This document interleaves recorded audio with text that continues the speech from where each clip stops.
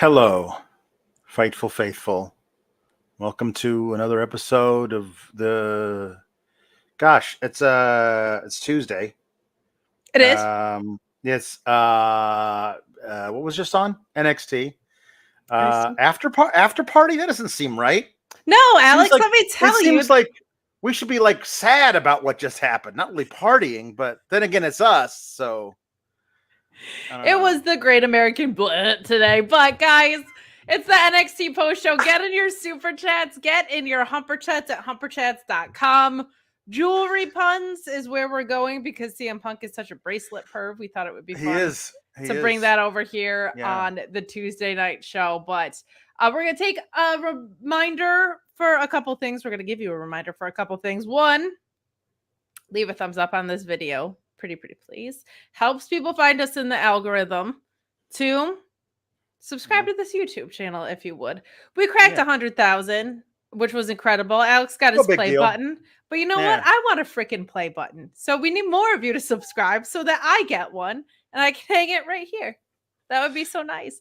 Yeah. And 3, we'll remind you to subscribe to FightfulSelect.com. There were 3, count them, 3, 1, 2, 3 SummerSlam scoops threads that were going on over there. Anything that you wanted SummerSlam wise had you covered during and out of SummerSlam. Some NXT scoops that went up thanks to Corey, who's too cowardly to show up tonight, I guess. But some really good stuff happening, cooking on Fightful Select. You also had Alex Pulaski and I doing like a 2.5-hour post show, 2:40 post show of SummerSlam.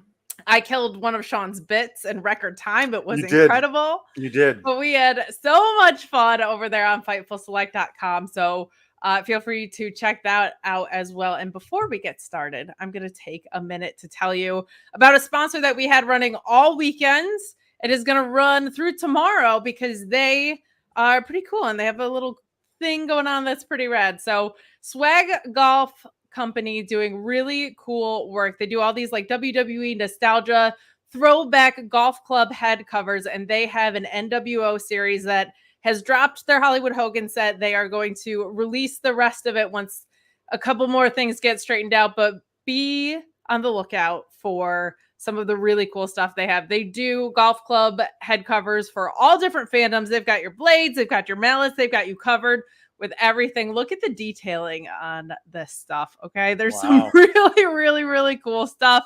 This is what's available now is the Hogan ones. I know he's not like everyone's favorite, but there's more to come and they're really cool. This is like the most iconic heel turn in history. So if you are a nostalgia person, if you are a golfer, if you are NWO 444 life, go and check those out and just check them out in general. Swag Golf Co. on social media. They do some really cool stuff across a bunch of different fandoms. You can catch their drop calendar on their website, swaggolf.com. But they work on a lottery system. So their lottery is open now. It runs through either Wednesday or Thursday, but they're on board with us until tomorrow. Check them out. Head over to swaggolf.com. Check out that lottery. They've been great to us. We ask that you be great to them. Head over to their social media. Tell them you found out about them through us. It makes a big difference in what we get to do when we're working with our partners. So some cool stuff here. And Alex. Yeah. That was it's like the only cool thing that we get to talk about today because my hopes were higher for part 2 of the Great American Bash because it just looked like a more loaded card. We had more title defenses, like just felt like there was more happening. And then it kind of just was meh. Like it wasn't great. It wasn't great. I don't understand why Ethan Page and Oro Mensah, who have been feuding this long, went on at 8:50 p.m. Well, because they were going to end it by doing a TNA story that TNA deserved to tell. So like Pete Dunne and Trick Williams go on first then? Well, like at least open with that. But yeah, I guess suppose you could jerk the curtain with the NXT champion. You could do that. You could. But they chose not. They didn't.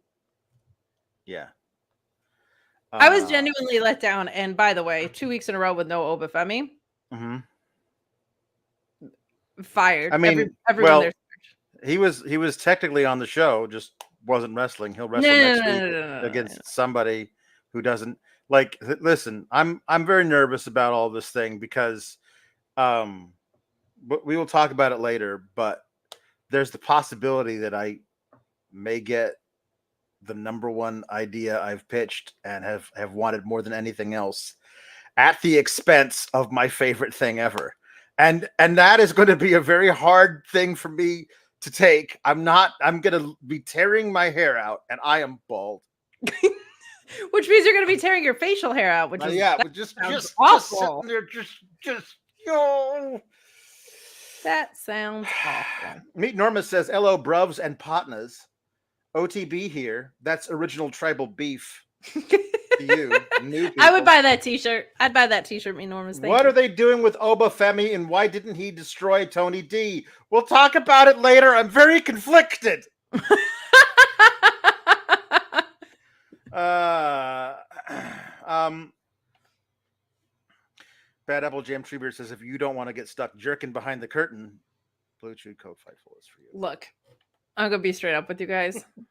We have 4 sponsors tonight, which is on this show is 1.5 hours. That's actually not a bad cadence, but like he gotta give you those segues a little later because I just did an ad read. Right. So we're gonna come back to that because that is good. We'll do it after the first match. But pretend you didn't see that one yet. Yeah. Nobody saw that. Again, jewelry, and we've also got people who are using like precious stones.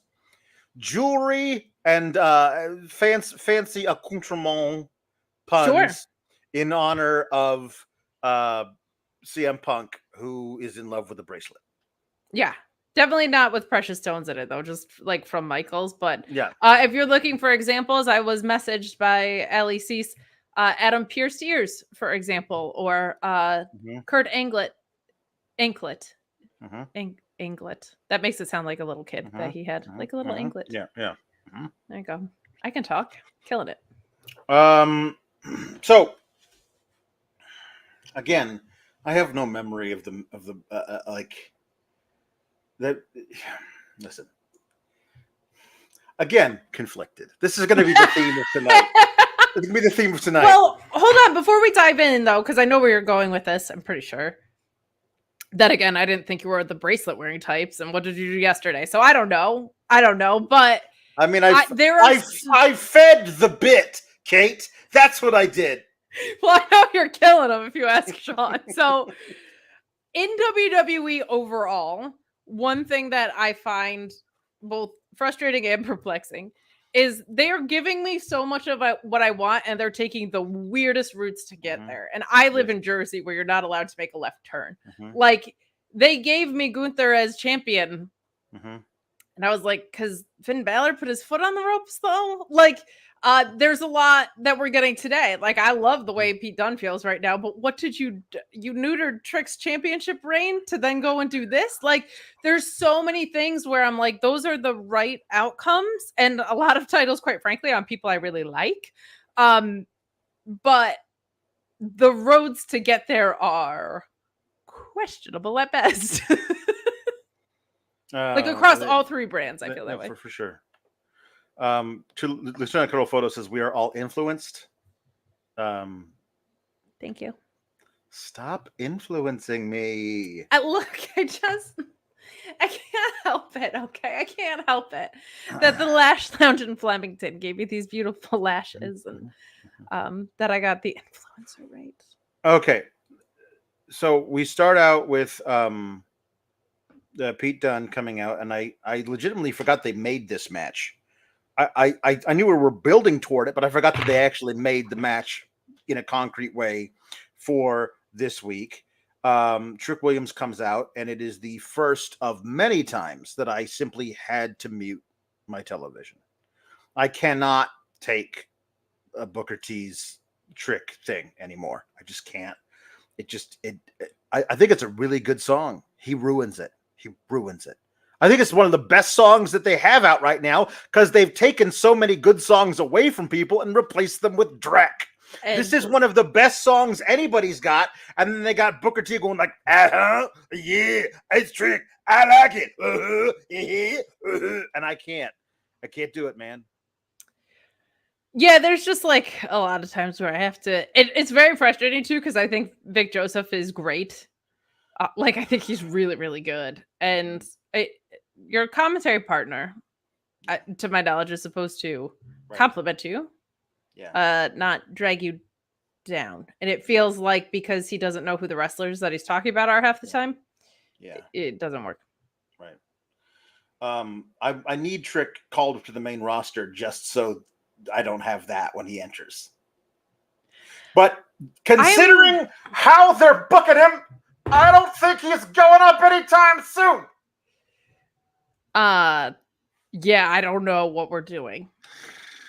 I don't know if they're trying to get him back to I'm on a downfall heel turn thing or what, but like what a waste that would be.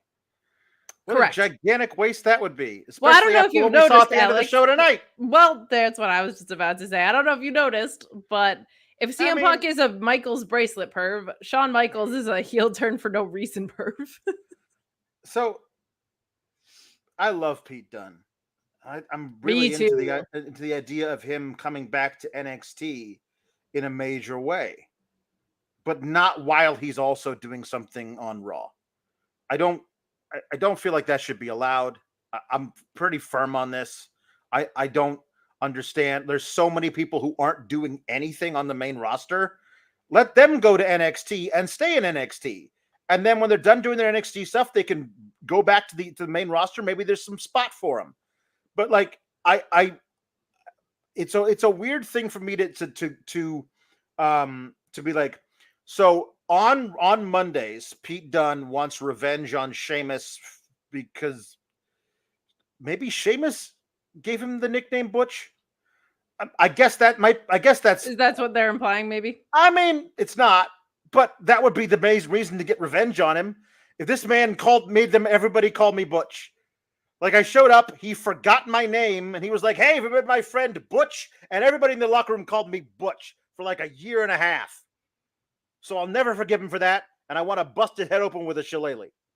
That would make sense, but I don't think that's why he's doing it. Anyway, he's doing that stuff on Mondays, and separate from that, he's also on Tuesdays, like trying to prove something against Trick Williams, and also, I guess, going after the NXT title, which he never had. Like either of those things done without the other one, I'd actually be really excited about. But now I'm watching it going like, I don't feel like these people, they have too many separate issues. Like I don't know. I don't think you should be doing both. You should focus on one of the two things. I mean, the brand split's just full on dead. So like if you've got problems with people on multiple programs, I get what you're saying, and in spirit, I agree. I'm not as hard of agreement when you're at least the same person on both shows.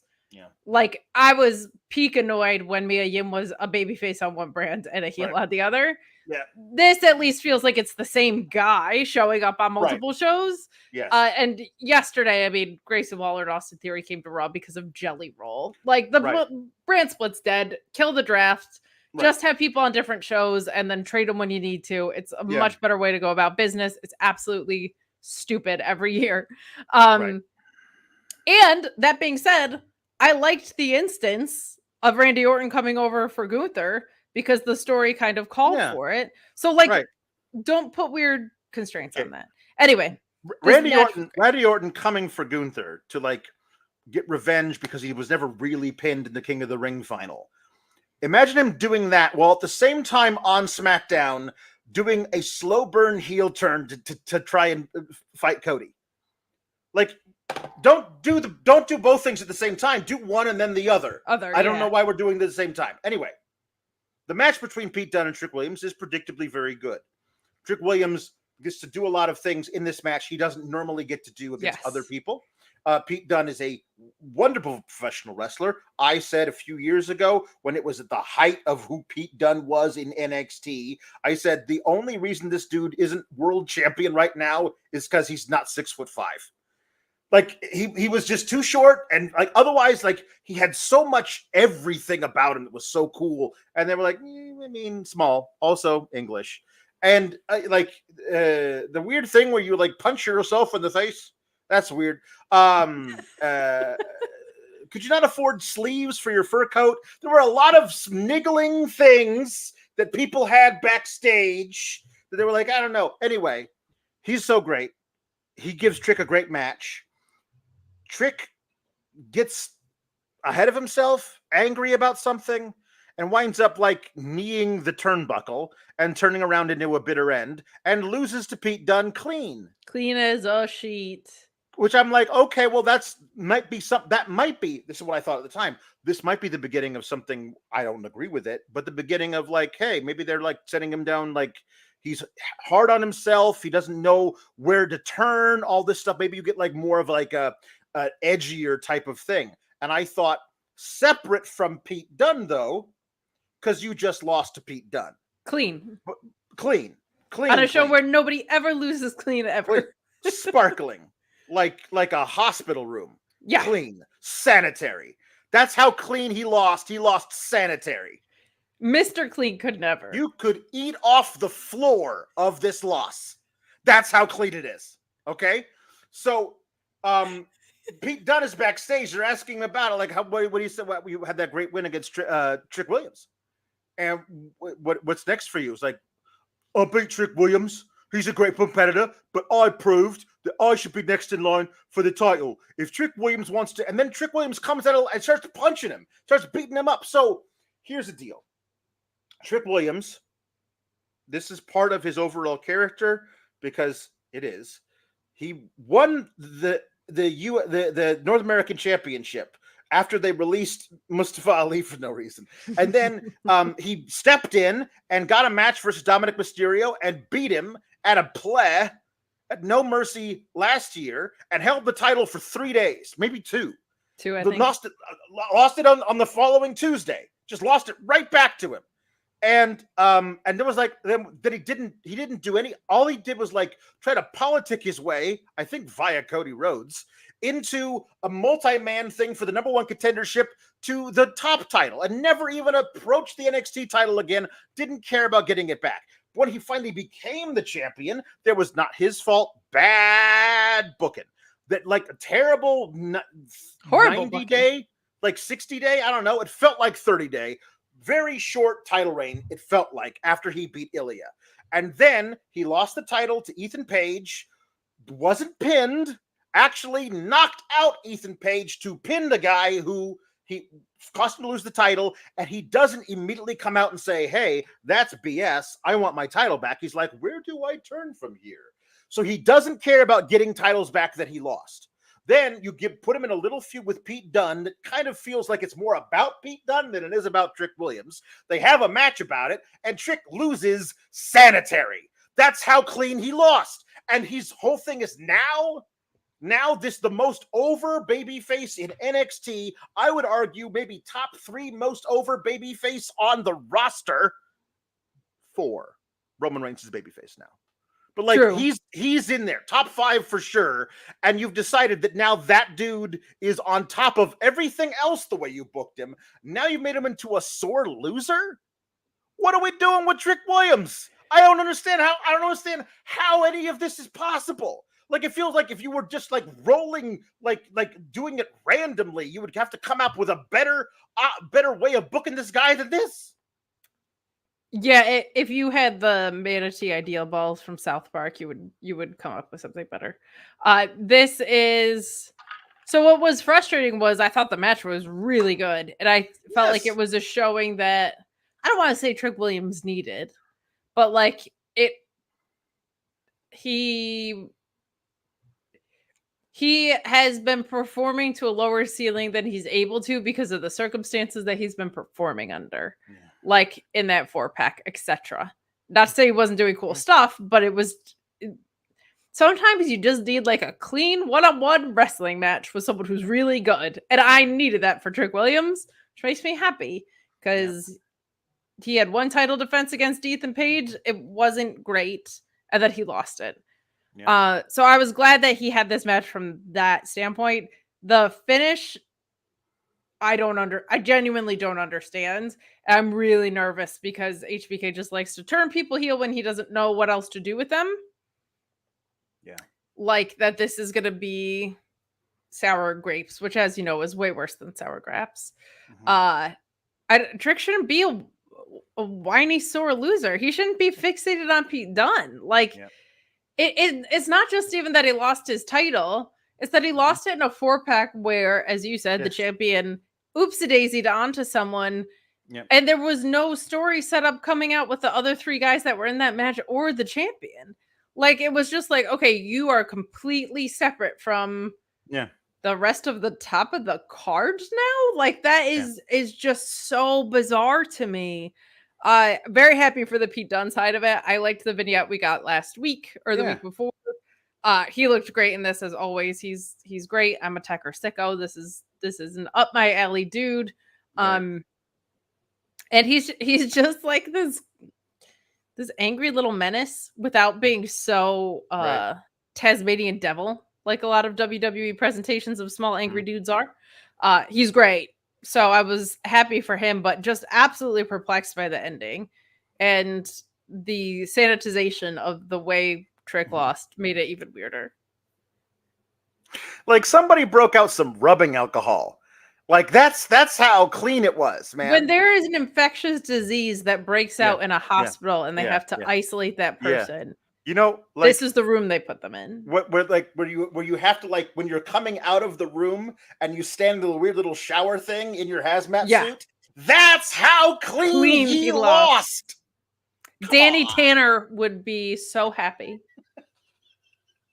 So you know Danny Tanner, but not Gia. Of course I know Danny Tanner. Well, I think, of course, you should know Gia. Listen, Just again, even I don't for research I about Gia. do not want to relitigate this. If it's like after season 5, I'm sorry. I wasn't watching anymore. I moved on. Anyway. Bracelet wearer. So there's a through line for this entire night that involves an indoor barbecue, which kids don't do it. Don't do 'Cause it. that's carbon monoxide poisoning. Don't do it. Don't do it. Don't burn coals inside or turn on a propane gas That grill. seems bad. Don't do it. I am assuming it's because the weather coming through Orlando was pretty bad right Not about great. Not great. So you can't do the outside thing. At However, least George Foreman grill it, man. Like, I do mean, something that's I a don't little know. Like safer. we're looking. It's backstage. You can see the clangy poles back there. All the road boxes. They're in the back. They didn't even bother putting up like a backdrop that looked like a picnic or the beach or something. It was obviously backstage, and they just had a grill sitting over there. I was like, you did not grill the things indoors. You can't, because you can't. So the American thing would have been like, oh, it's bad weather. We should have something delivered to us because screw the delivery driver. I want pizza party. It's a pizza party. Just should have been that. Yeah. However, Hank and Tank, they're calling themselves the Belly Boys, and I reject that nickname because we did not give it to them. But they definitely do watch the show because they're just saying, "Hey, Blurry Boys, that's kind of good." But we're not. And Bouncy Boys or Bouncy Beef. This is Belly Boys. We both have bellies. I mean, honestly, I'm flattered. Henry Tankland, welcome to the show. It's good to see you here. Tankland. I don't know what his full name is. I love Tankland. I love that he has to have a full name beyond Tank. Well, I don't know. I'm trying to be nice. I'm trying to be a good host. Tankland. Joseph the Third. However, it get passed down. I just want to let you know, since we did not come up with it, we will not be referring to you as the Belly Boys from here on out. So sorry. I'm so sorry. We can't pay to license it. Also, Hank and Tank just works, man. You don't need another nickname. Hank and Tank is great. So, like, we just squashed the Belly Boys thing. Hank and Tank's much better. So cool. We got this backstage deal, the barbecue, where Lexus King is playing generic butt rock. Like they're not going to license any actual songs. So it just sounds vaguely like a hair metal guitar. Yeah. But he's wearing a Nirvana shirt. Like, I know you're a music historian, so this had to bug you as much as it bugged me, but I'm going to talk about it because it is still technically my show. Nirvana is what killed hair metal. If you are a hair metal enthusiast, Nirvana is your kryptonite, man. Hair metal would still be going strong. Grunge is what killed hair metal. Grunge, like, put several wooden stakes through the vampiric heart of hair metal.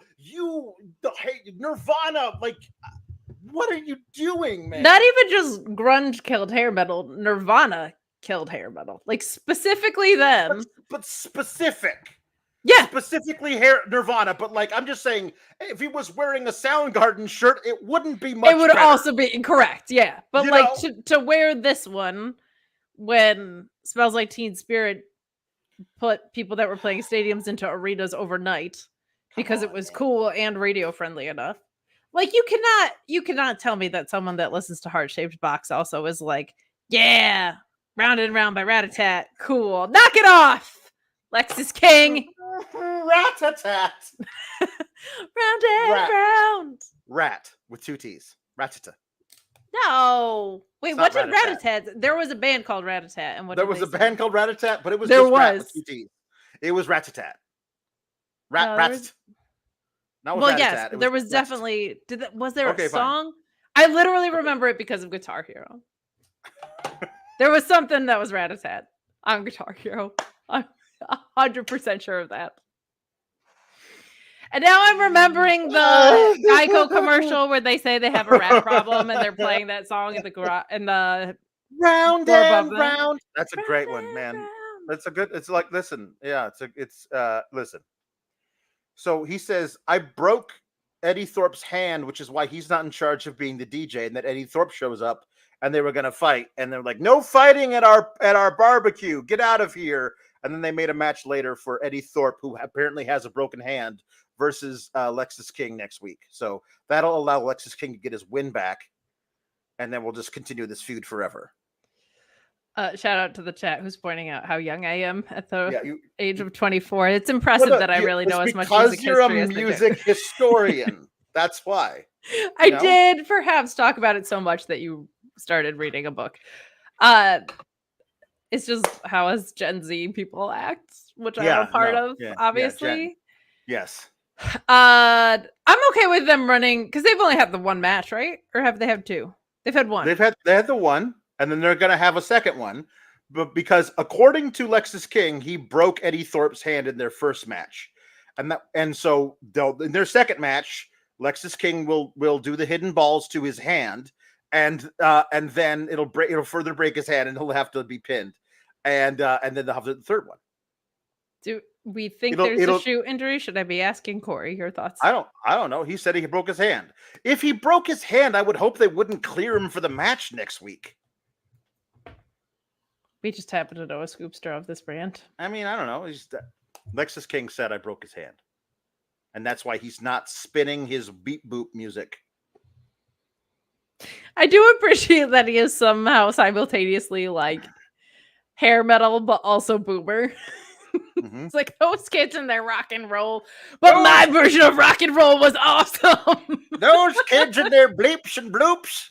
Now, if you want back in my day, we had Poison. Now, they weren't actually Poison. They were called that. They had their first album, Look What the Cat Dragged In. They were all wearing makeup on the front with their hair all teased like fancy boys, but they were the most manly men in rock, and every girl wanted them. And there was Bret Michaels. Later, he lost all his hair and wore a bandana to cover it up. But there was they had a very good. They had what's it called? Every rose has its thorn. Which rose has its which is a very helpful diagram of the biology of a certain kind of flower. You know, and it's nice. It helped me get through all of those biology quizzes about plant life. So. You were in biology class when that song was out? Yes, but don't you realize that song came out in 1986? Don't you realize how old I am now? It's very old, you know. I mean, we were old at the time. No, it's fine. I just thought you were more in the like 80 to 90. No, I was 18 in 1986, which means I was born in 1968, which means I am now almost 60 years old. You look great. Thank you. Okay. Anyway, Nirvana rules. It's Yeah, way better true. than hair metal. What were we talking about? Great. So, this weird glizzy party backstage also involves Not Seahawk, sadly. no. It also involves Jada Parker talking to Brindley Reese, and does no one? If people are gonna bury hatchets, they got to do it on screen, because like, do you like just? It was a month ago that Jada Parker like did her running butt to the ear of Brindley Reese and like talked shit to her afterwards. Like you lost, and like you lost to me, and your power of positivity thing, that's null and void, basically causing her and Idris and Malik Blade to break up. And now they're hanging out at a picnic table just talking to each other like old friends. And I just feel like if you're going to do like a full feud, if they're going to be friends later, I want to see it happen. You know what I mean?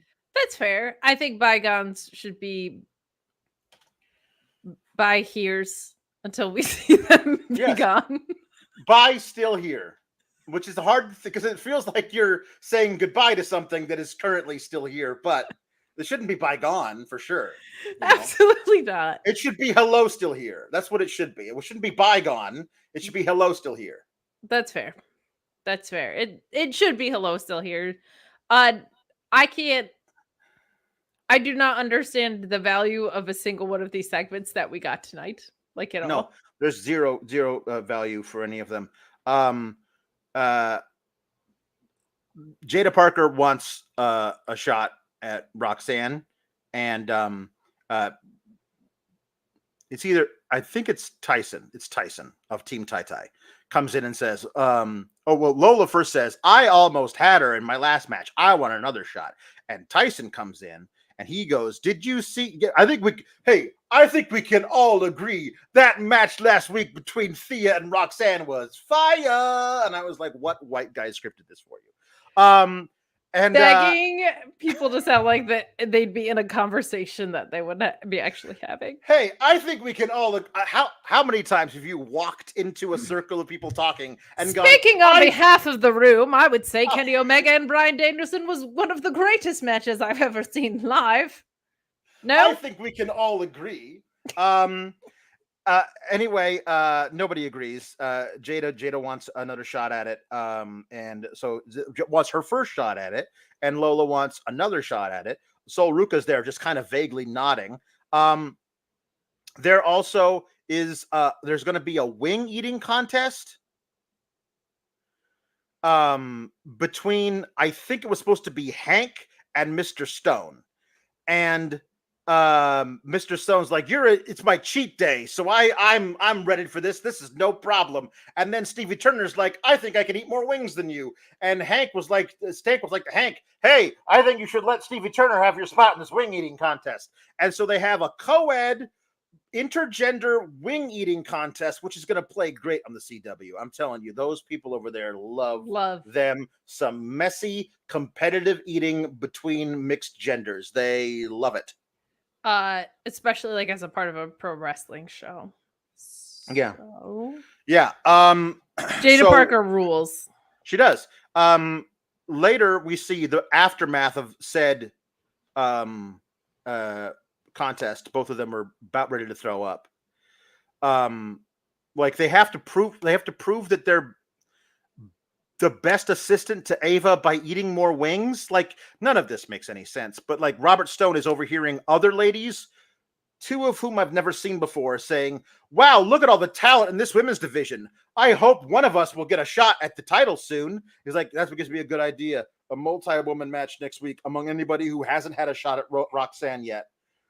And the winner will face her at No Mercy, I think is what he says.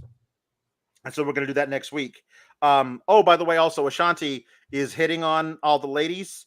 And they're basically saying, you're like, you know what? We don't want to talk to you.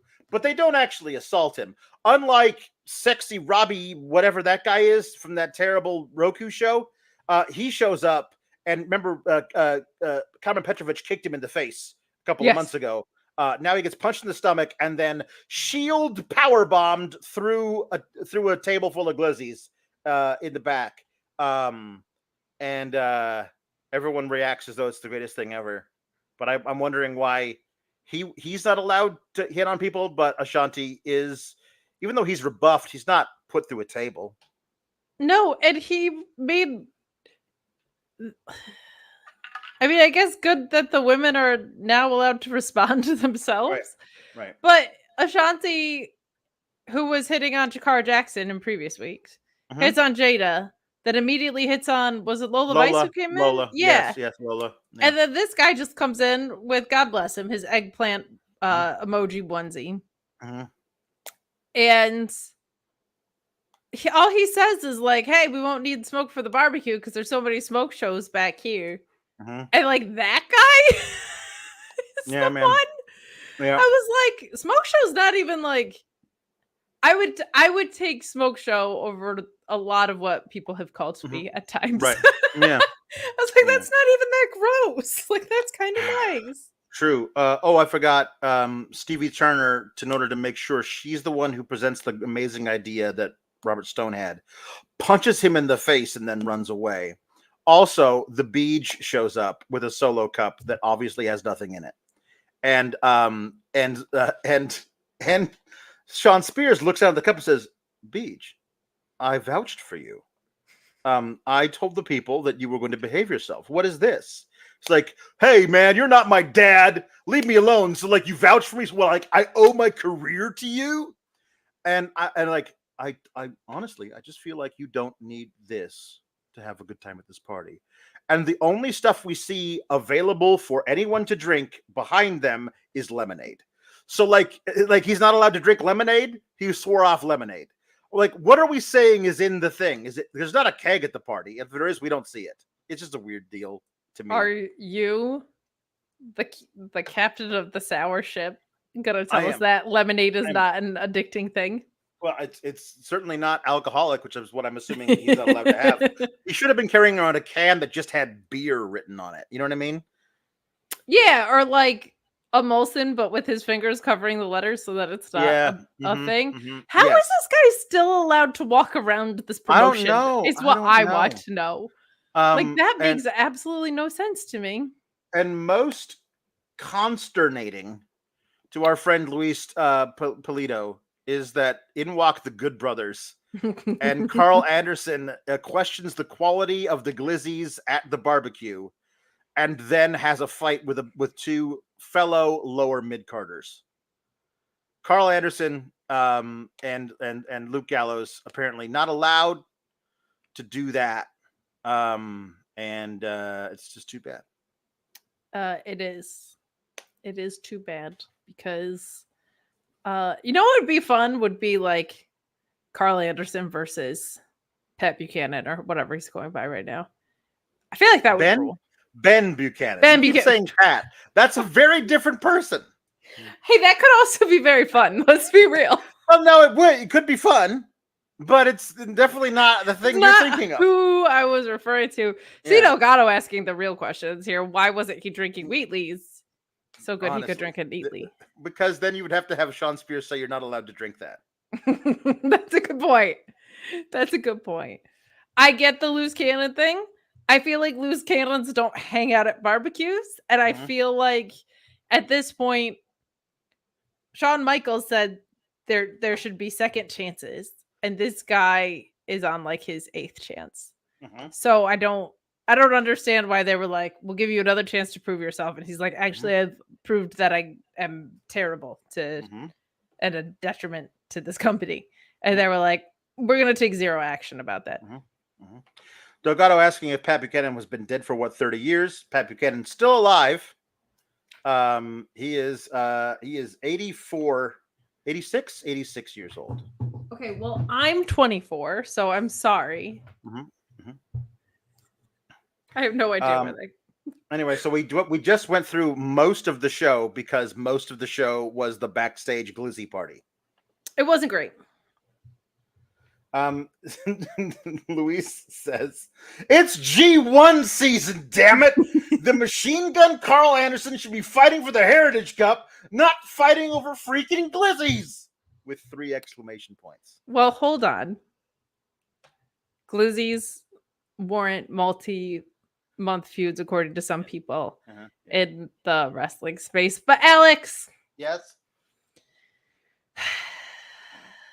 No, I can't even. That's even. Nope, that's too even. I can't even make that transition to that particular sponsor. We're gonna just keep moving. That's too far even for me. We're gonna do a glizzy reference. I was gonna do a reference. If your glizzy is substandard, just like the ones that Carl Anderson threw away. Blue Chew, main event performance, main event confidence, and a main event deal. Go to BlueChew.com and use the code FIGHTFUL, and you will get Blue Chew with their first shipment for free. Shipment? Yeah, I said shipment. No waiting in line at the pharmacy, no awkward doctor's visits. You take their online exam, and then if approved, it's shipped straight to your door. That's right. Same active ingredients as Viagra and Cialis, but in a chewable form and much more affordable. How can you pass up on this? How can you pass up on that confidence? How can you pass up on that performance? How can you pass up on making your sex life better? That's what Blue Chew is here to do. You don't have to have a problem to use Blue Chew. Just get that additional performance. BlueChew.com and the code FIGHTFUL. That's never happened on the show. I've never bailed on a segue, and it's not nearly as bad as my backbreaker one. I don't know why that one. Kate has gone soft, and if you've gone soft, Fightful. Blue Chew, code Fightful. Someone also said that I just, I pulled out of that. I don't know why that one wasn't even that bad. Luis says, the way I am howling at the segue. Well, thank you. I appreciate it. You know what? It's about time Alex started doing some work on segues around here. We got 4 sponsors tonight. Let's get it together. Okay. Bad Apple Jam Treebeard says, can I say I absolutely hate the name term glizzy? It's hot dog, god damn it. Makes me hate Gen Z even more with these terrible slang words. As a member, more clouds. Back in my day, they were called Frankfurters because they all came from the German city of Frankfurt or the Kentuckian city of Frankfurt. It's a different one. That's the state capital down there. But that's where all the glizzies came from. Oh, dang it. Now I'm doing it myself.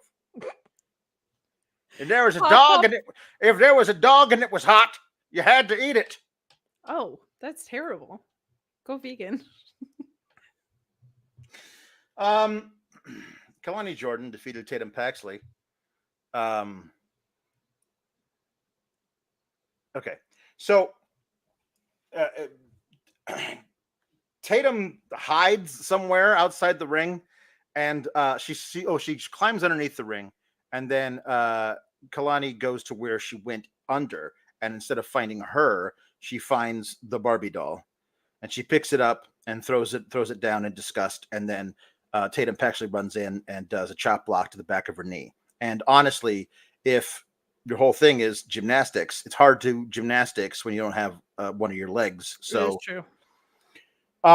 Simone Biles literally just went through that. Right. Wendy Chu comes down and stands there for the entire second half of the match, menacingly, and doesn't do anything. Yep. Like it was not even like she was distracting Kelani. Like she just stood there. She just stood there being weird. And then Tatum had a hell of a 450. Kelani kicked out. Kelani eventually does. She did a really good job of selling the knee. So good for her. Her in ring. The acrobaticness of it has never been lacking because gymnastics. But now she's like doing professional wrestling stuff. Yes. The selling of the knee was excellent. The way she climbed up and had to steady herself on the bad leg before she basically just jumped with one foot to get out there to do the frog splash was very good. But Tatum lost. And then Wendy Chu kind of looked at Kelani, picked up the doll, walked over to Tatum, who was sitting on the ring steps, handed it to her, and then while like staring at Kelani, choked out Tatum from behind in approximately 3 seconds.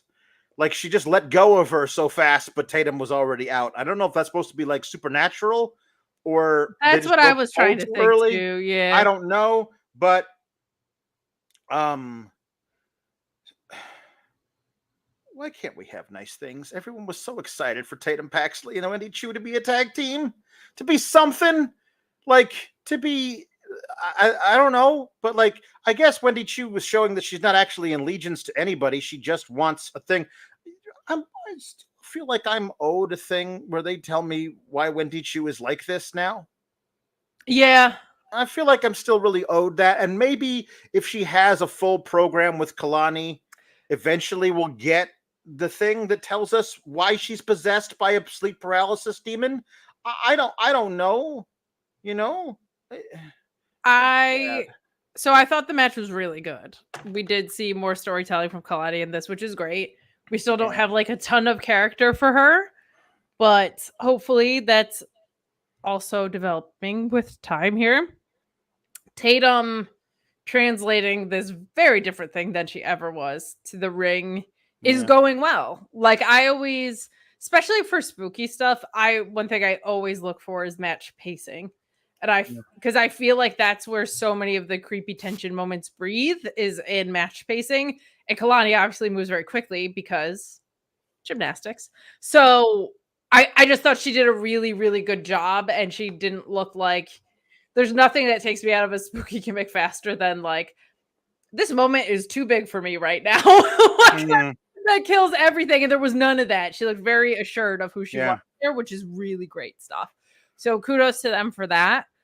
This is the problem with not having the women's tag belts around. Yeah.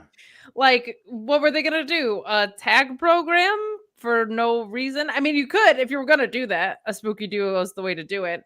I thought it was going to be more of an alliance thing, but I think you're right in that Wendy Chu was kind of using Tatum maybe to get to Kelani or whatever. Yeah.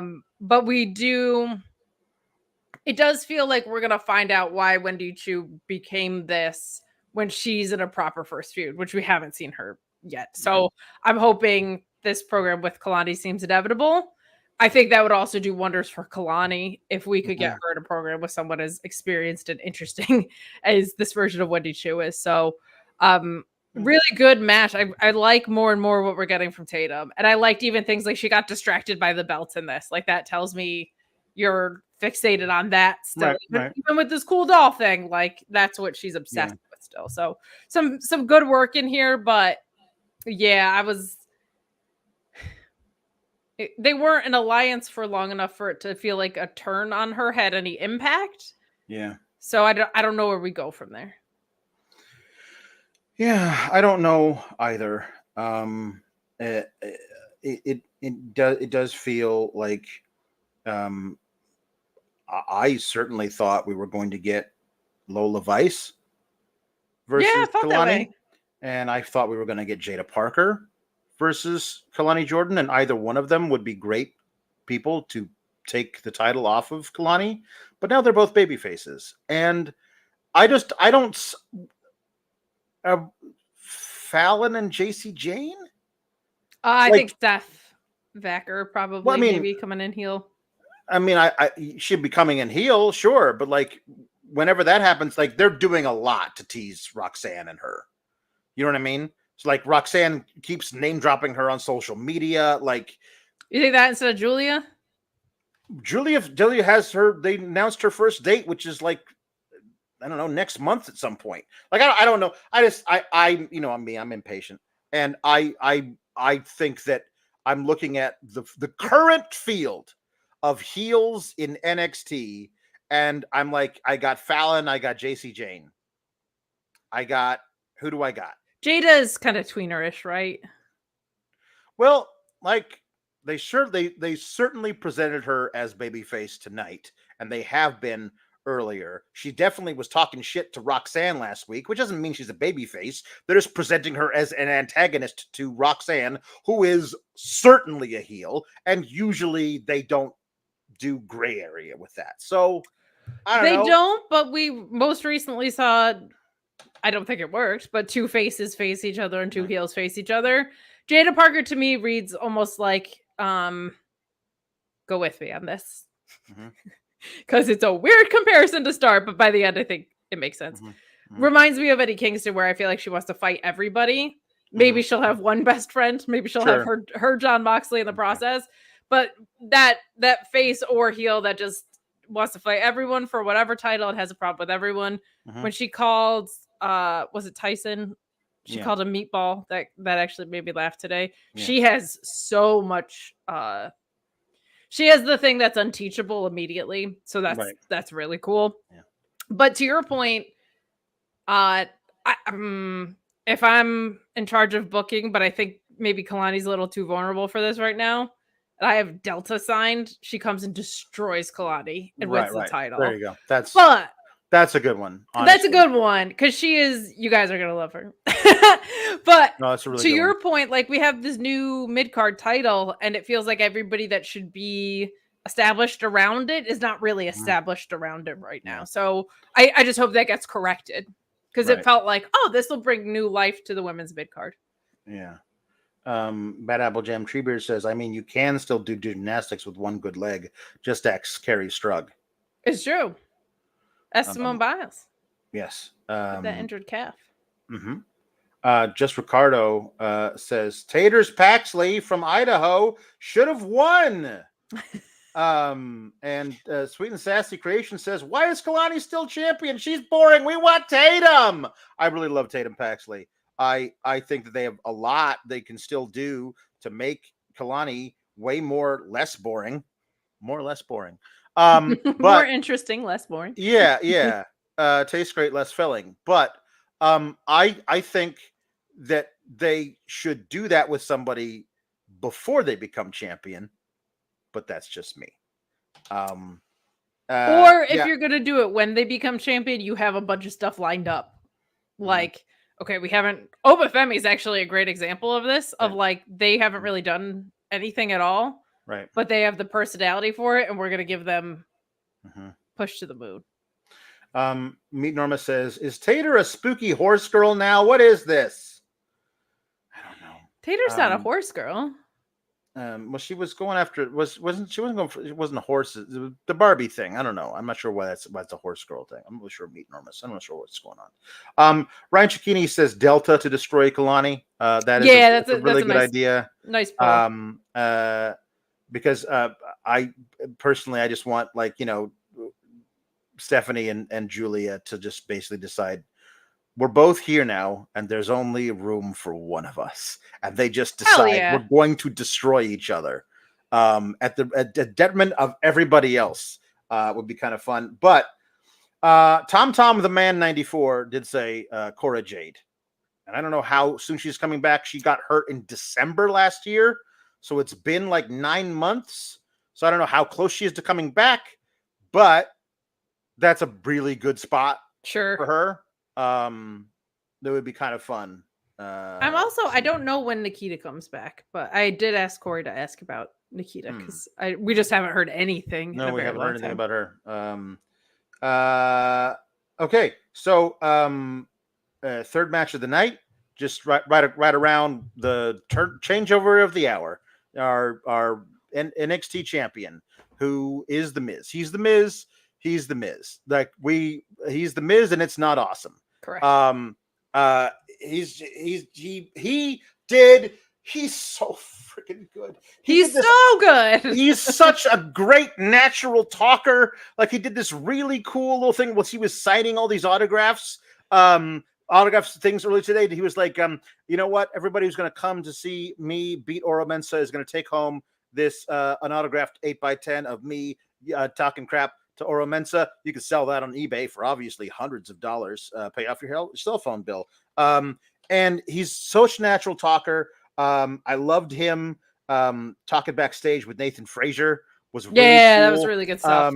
He's great. so great. Why is he doesn't he has they've given him no direction except for to like have a match finally with the lower mid-carder Stooge. I'm sorry, that's kind of what he was. He's a babyface now, so it's different, and he got a title match. But at the time he was attacked by Ethan Page, he was a lower mid-card stooge of an upper mid-card contender in Noam Dar. Sure. And that is who the guy is, who was his first major program as a champion, is that. Now that I thought could have been taken care of with a 5-minute match, the first taping after he won the title, and then you have him into a different thing by the Great American Bash, but they didn't do that. And now I guess his direction is whoever wins this feud between Trick Williams and Pete Dunne, which feels like it's probably going to last 2 more months. I thought for sure somebody was going to come out after this match with Oro Mensah. Spoiler alert, he won, obviously. The match is good. They're both very good wrestlers. It's fine. But none of it matters to me because it just is another perfect example of how they have no idea how to book their champions. It used to be the baby faces, and now it's also the heels because they don't have anything planned for a guy this great to be champion.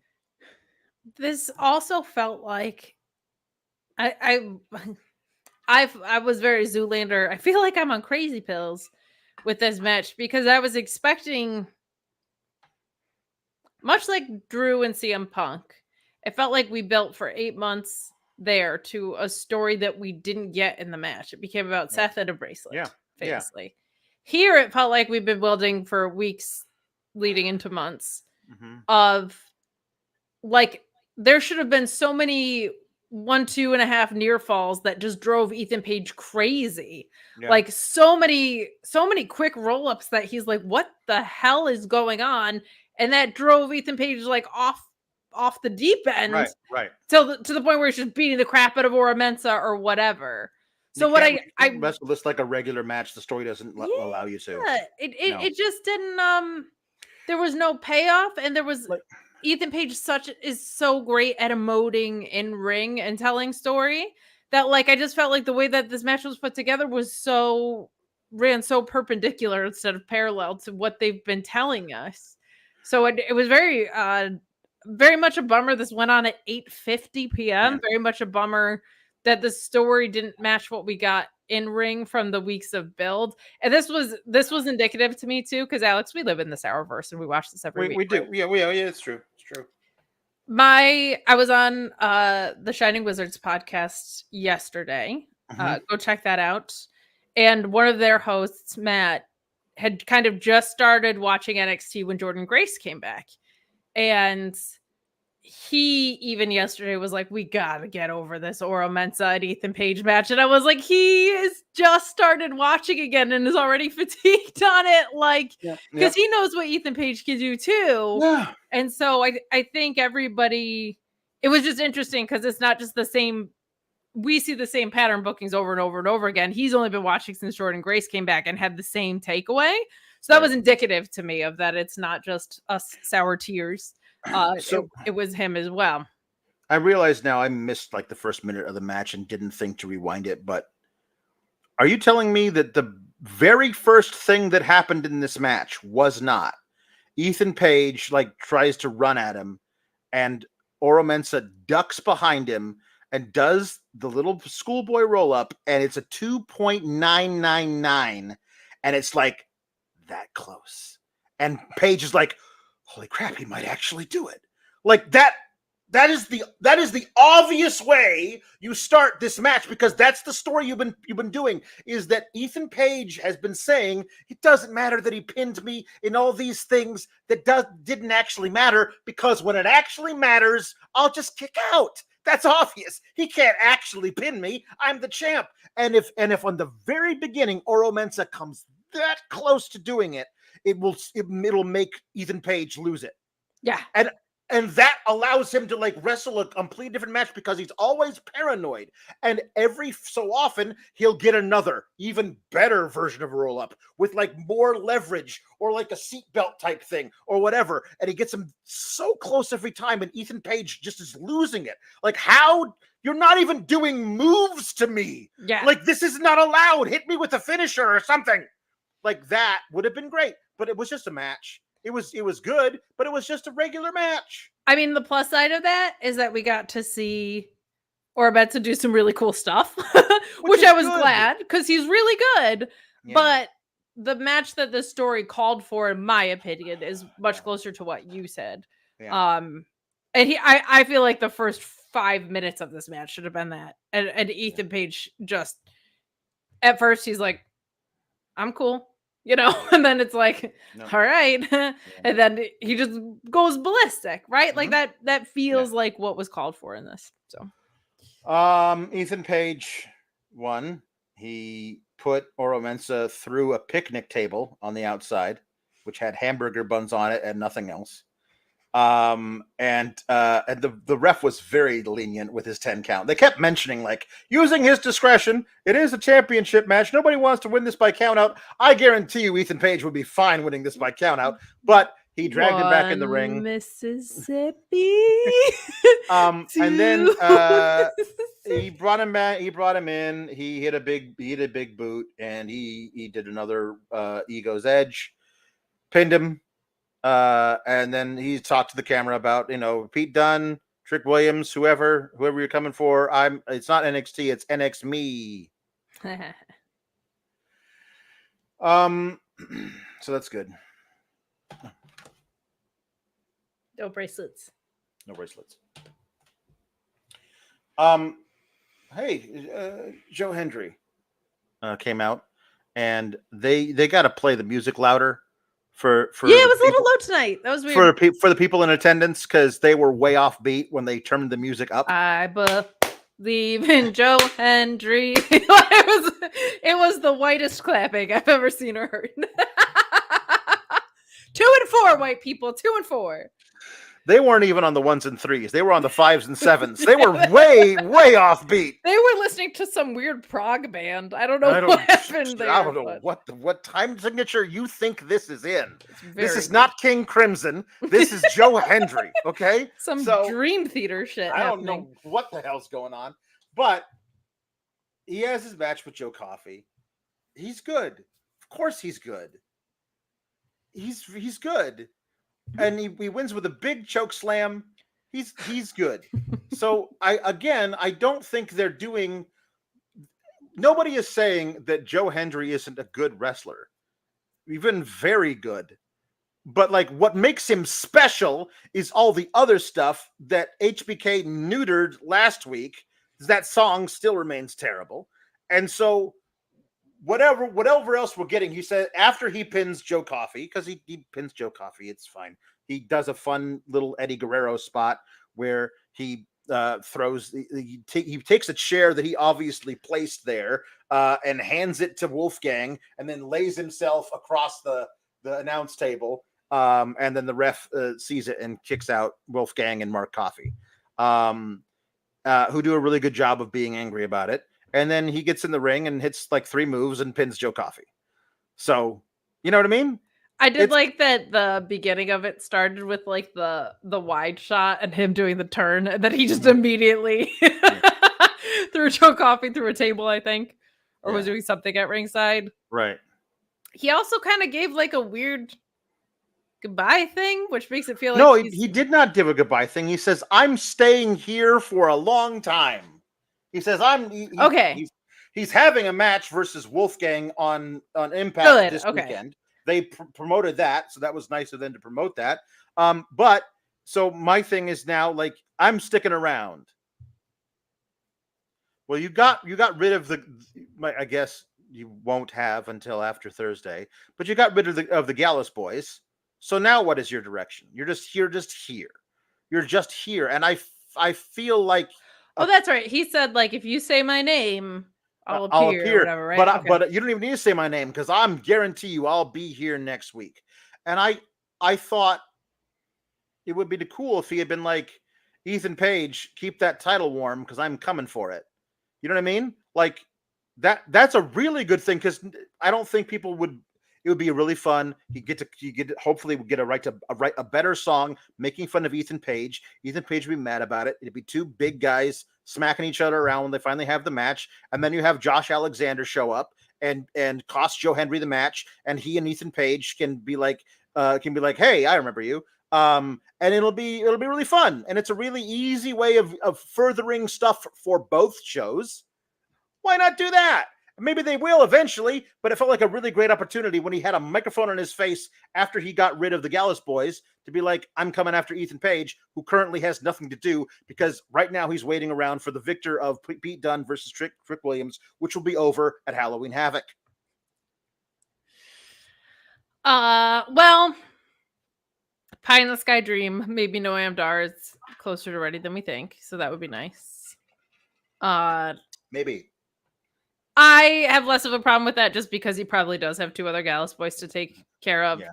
So I'm willing to give that some time. This was the best like appetizer that we got of Joe Hendry, I feel like, as far as seeing him in the ring and seeing the full presentation. He's unbelievably over, which is just cool.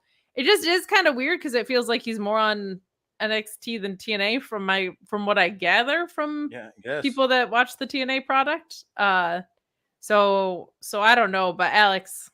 Yeah. If I had to put money down. If you did. I would say that Joe Hendry is going to be signed to WWE, as will Jordan Grace. Really?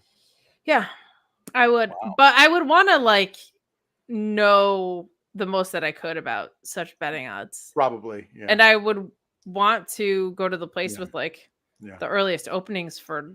Oh, you would have to. You would definitely need to do that. Yeah. And I would want to do so online. That's just my preferred way. Sure. You'd want to do that. Of betting. Yeah.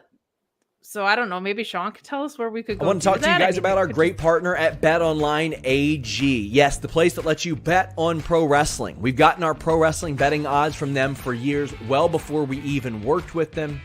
And we're going to tell you a little bit more about them. They got the earliest lines, the fastest payout, the industry best bonuses. They've been trusted for 25 plus years because of their safe and secure environment and their quick payouts. But you can bet on pro wrestling. How cool is that? If you think you know more than anybody, go ahead and look at those odds. It's the same ones you've seen on Fightful for years. You might see one that sticks out to you and you go, wait a second, there's no way that person's going to win. Why are they an underdog?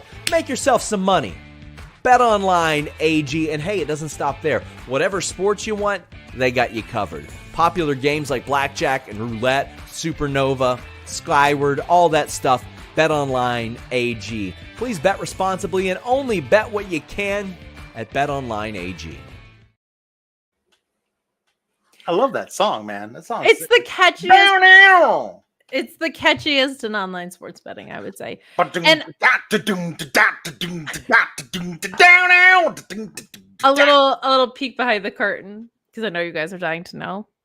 While that was playing, I was dancing immediately, and Alex was paying attention to the ad like a normal person. And then I checked something on my phone, and then I looked up, and Alex was just vibing. Just vibing, man. It's such a catchy little one. But hey, with all the money that you win at BetOnline AG, which, by the way, not to pat ourselves on the back, but our underdog predictions, people are winning money when they watch our prediction shows, when they listen to Sean.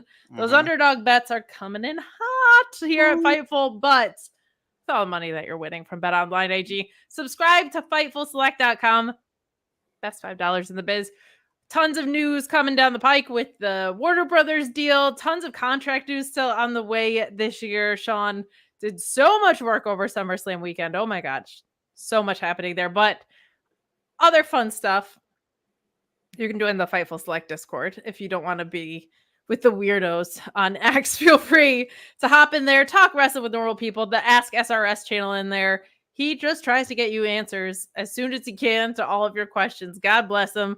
You also get the backstage report and Q&A show, which is really helpful to a lot of people that like to keep up on things. And you got Alex and I talking for 2 hours and 45 minutes about SummerSlam, but most importantly, 45 of those minutes being about bracelets, Right. I would say. So. Yeah. Alex and I Yeah. doing PLE post shows and pay-per-view post shows for everything WWE and AEW when we are not on the main. You can find us back there. So join us. If you like this show, come get sour with us for those and every Monday night as well. We do our Sour Grabs Raw review, and Alex does a Rampage watch along and SmackDown review on Fridays without me. Yes, it's good Because I'm on the main, but still. Yeah. All right. Jewelry puns. I'm going to read these before we get it going because we have like 3 more matches to talk about. I mean, it's basically, the show's basically over. So let's get the jewelry puns here. Let's get some puns in. Ian R says Tiara Team 2000. Starting off hot. And also Turquoise Team 2000. Hey, there we go. Ian R says Zirconia Saber Jr. I thought he was better than that, to be honest. That's like a very... yeah. Ian R says Bam Bam Birthstone. Very nice. I love the you and me ones out the gate. Insert Clever Tegan Knox pun says Tegan Onyx. Ian R says Paradoba Femi. Wow. Very good. Here's how uncultured I am. I assumed that gem was called a Peridot. I think a lot of people do. I'm an uncultured swine. Just Ricardo says Diamond Dallas Page. I think it means Diamond Dallas, but Ruby Soho and Jade Cargill. Very nice. Ian R says it's Ring. Ian R says Pendant El Cerro Miedo.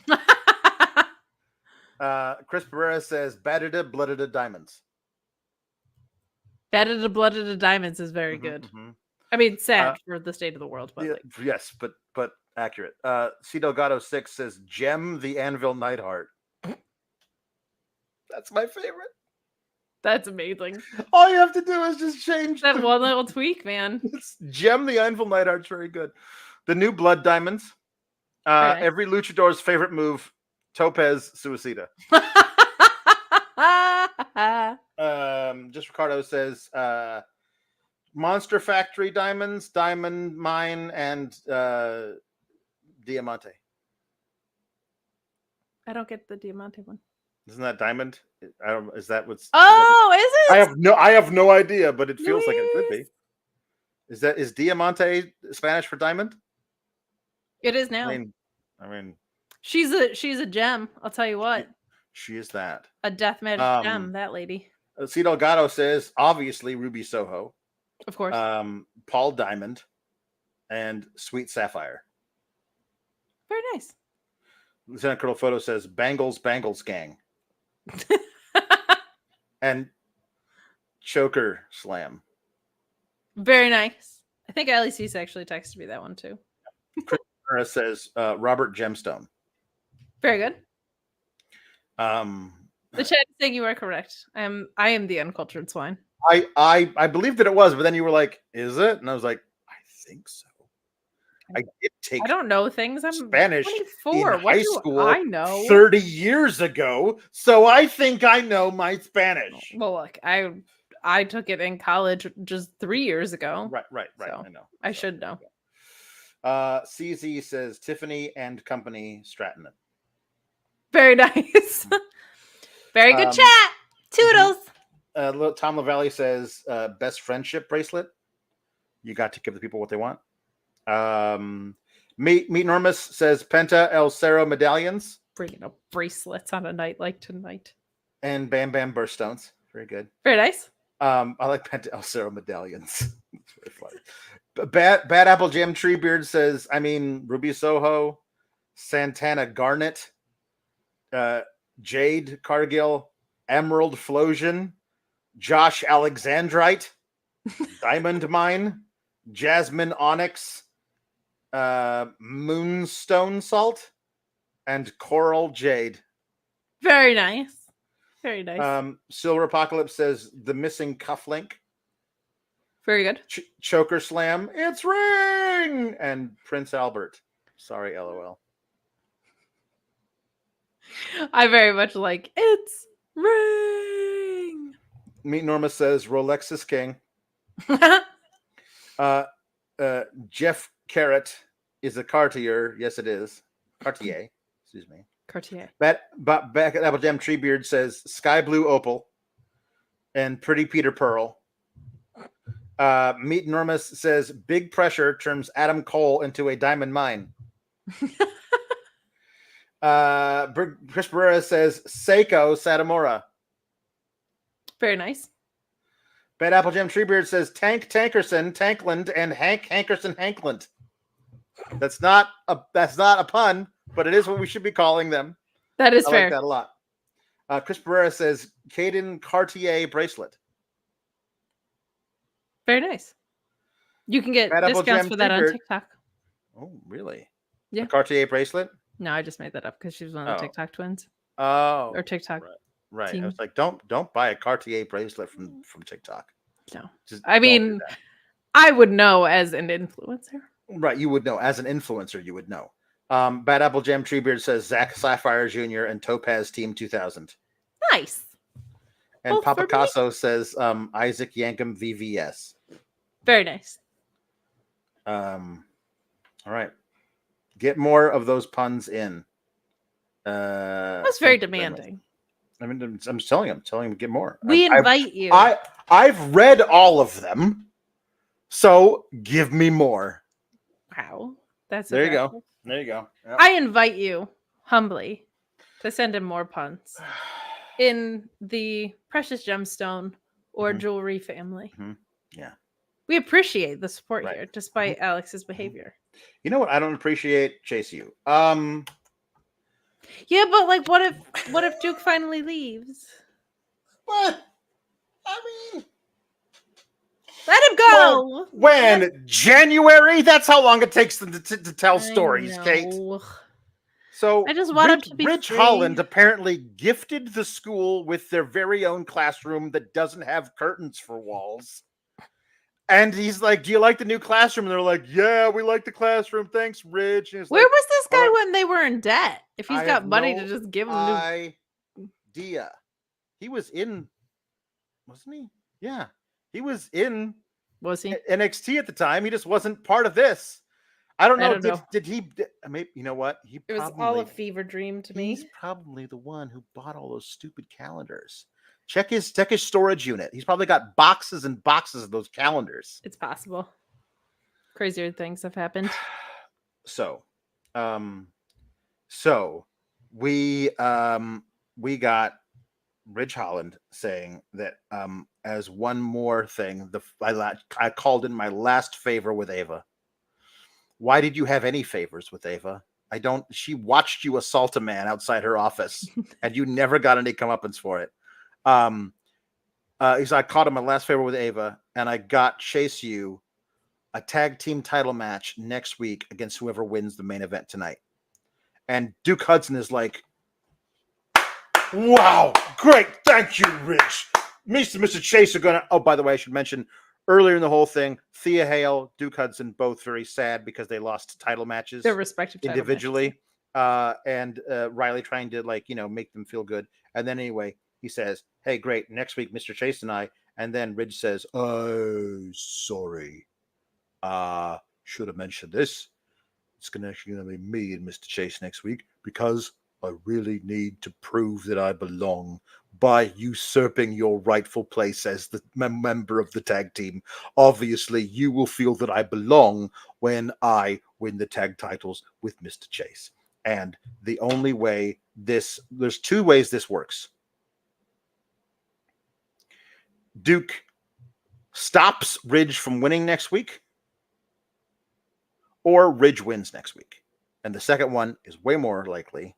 And if you're going to tell me that we have the Blurry Boys finally lose their titles after only like a 4-month reign, less than that, 3.5-month reign, but they lose their titles not to MSK, but to friggin' Chase U.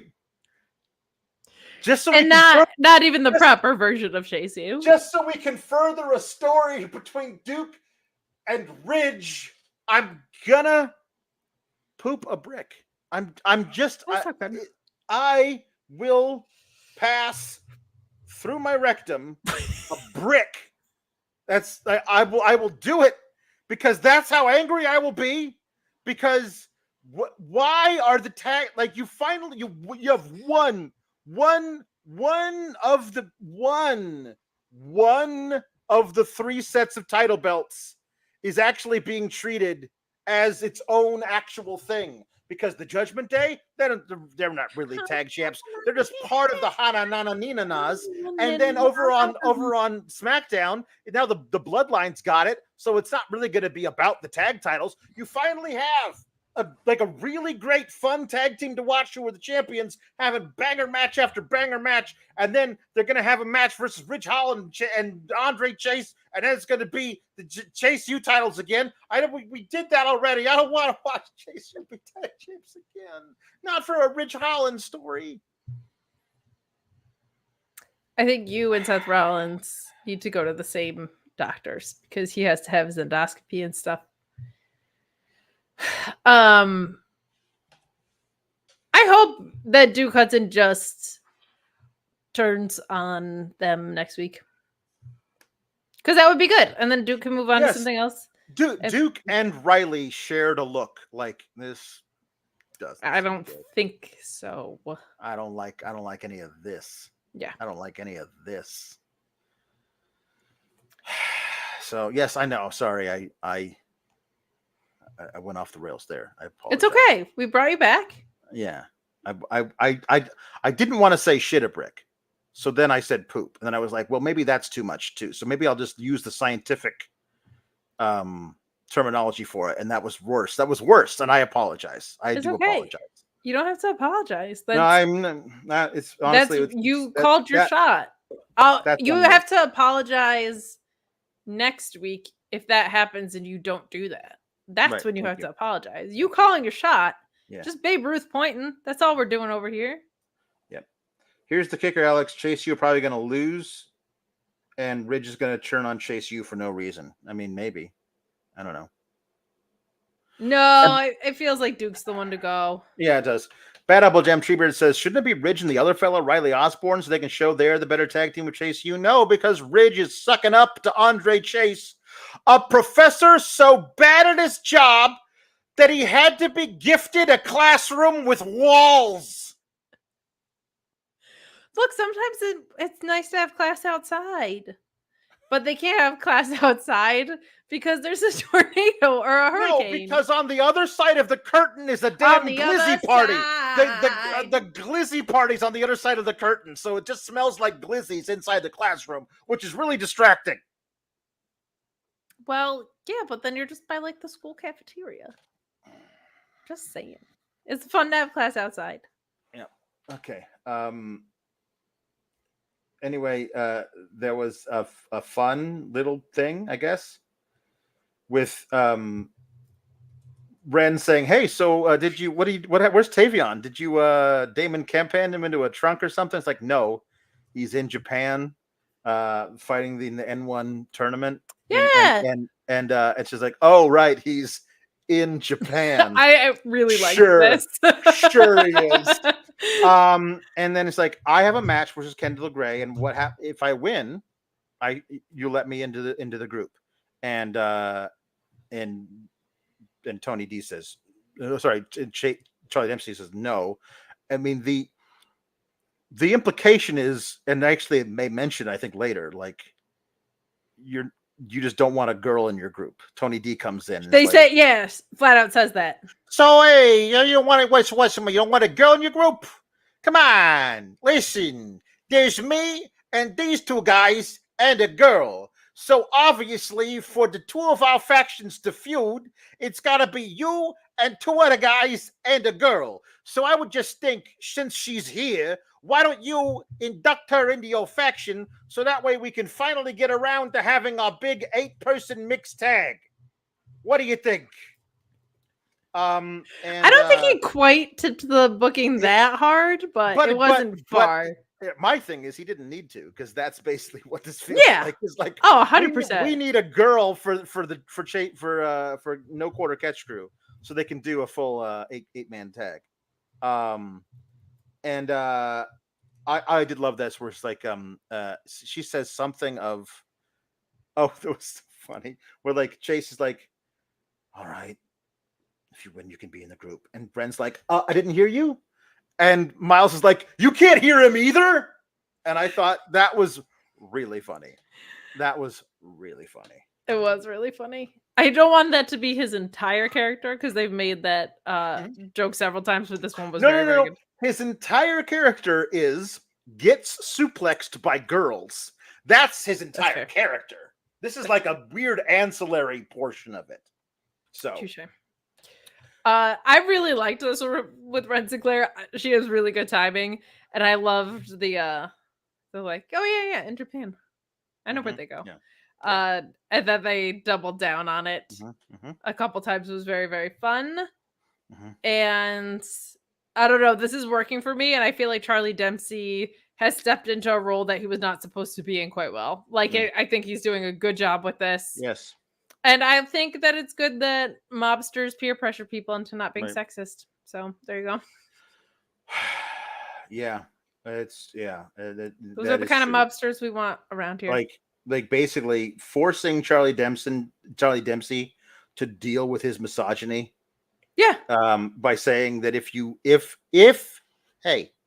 she wins, you gotta let her in. But also if she wins, I'll give you a shot at the Heritage Cup next week. And he says fine. So Superman Bass Fisher says that I sound mad. Am I constipated? Well, yes, I've been eating a lot of bricks in anticipation of next week. I mean, I'm glad you're working your way up to it. But hey, you know what, Alex? What's that? This storyline? Yeah. It's got me hooked. Does it? It does. It's got me hooked. But if you need to hook people, why, I would recommend doing it with Hooked in voiceover. Okay. Matthew Hooks, great supporter of the show, great supporter of a lot of our shows, quite frankly. Talented voiceover artist, has all of your voiceover needs covered, and you can check it all out on this incredibly fancy website that he has going on. Both of his demos right there for you, his commercial demo, his narration demo. You can open up conversations with him. You can get a price quote for what you need done, but he can record things for you in several different vocal styles. He can handle a lot of the technical side of things as well and the production side of things as well. And just look at this. Look at this website. Are you telling me this man could be happy or warm? I'm telling you he could be happy. He could be warm. He could be gritty. He could be the mascot. He could be the mascot of the Philadelphia Flyers. I had no idea he could talk. I know. I didn't think he said anything. I thought he just made big faces. But look at all these brands he's worked with, international and nationally renowned brands, his whole story there. So head over to hookedinvoiceovers.com. He can tell you all about it. He's a wonderful supporter of the show, and we thank him so much. We love Matthew Hooks around here. We hope you do too. And just support him in general, even if you don't have voiceover needs. Like just hit him up. Tell him how great he is in the chat. Tell him how great he is on social media. Tell him all the time because he rules. So we appreciate his love here. And we ask that you send it right back to him like this. Deflecting the love. Sending it right back to Matthew Hooks. Oh, I get it. I got it. Ian R says, don't forget, every kiss begins with Kalex. Got you smooching out here. That's what we do on Sour Grabs. Tavion beat Titus Alexander in the N1 tournament. So I believe he's 1-1. Okay. So here we go. Wren Sinclair defeating Kendal Gray because interference. Just basically just because stuff. But this was good. Wren Miles Bourne like I want to talk to this lady who suplexed me a couple of times. Like, no, if you touch her though, like you're gonna disqualify the person who. It was weird. Anyway, Wren wins with a giant punch to the face and then like a headlock driver. She Yes. stole Riddick Moss's finisher. And then Charlie Dempsey begrudgingly does the little catch you thing. And so we're going to get Wren Sinclair in the thing. I loved when she threw it up in the beginning of the match and she just pulled her arm down. Yes. That was really cute. I'll pull up this chat by Ryan Ciccini. Started to step on your job, but please do. He said, I know the joke is they only hire gymnasts for women, but over the past several weeks, they've showcased different styles from the women. Gray and Wren felt fresh, more opponents for Delta, Steph, and Julia. Having three women like Julia, Delta, and Steph, who are so different stylistically and so established, I think it's going to be really, really good. I don't have a problem with a bunch of gymnasts. And Kelani and Sol Ruka are incredible in the ring. Yeah. It's just the rest of the pro wrestling part that we love that is not developed yet for a lot of them. But also gymnastics. And hopefully having those women there will force a lot of the women who are there to really step up their game. Because Stephanie and Julia and Delta are, with the exception of I don't know, 3 of the current roster, worlds beyond what they can do. Even the ones who are very good don't have that stuff to them.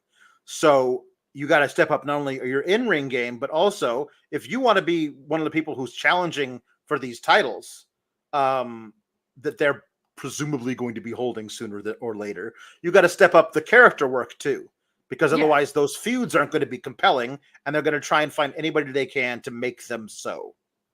I agree. And I think you would have to be actively standing in your own way to not benefit from working with those 3 women. Right.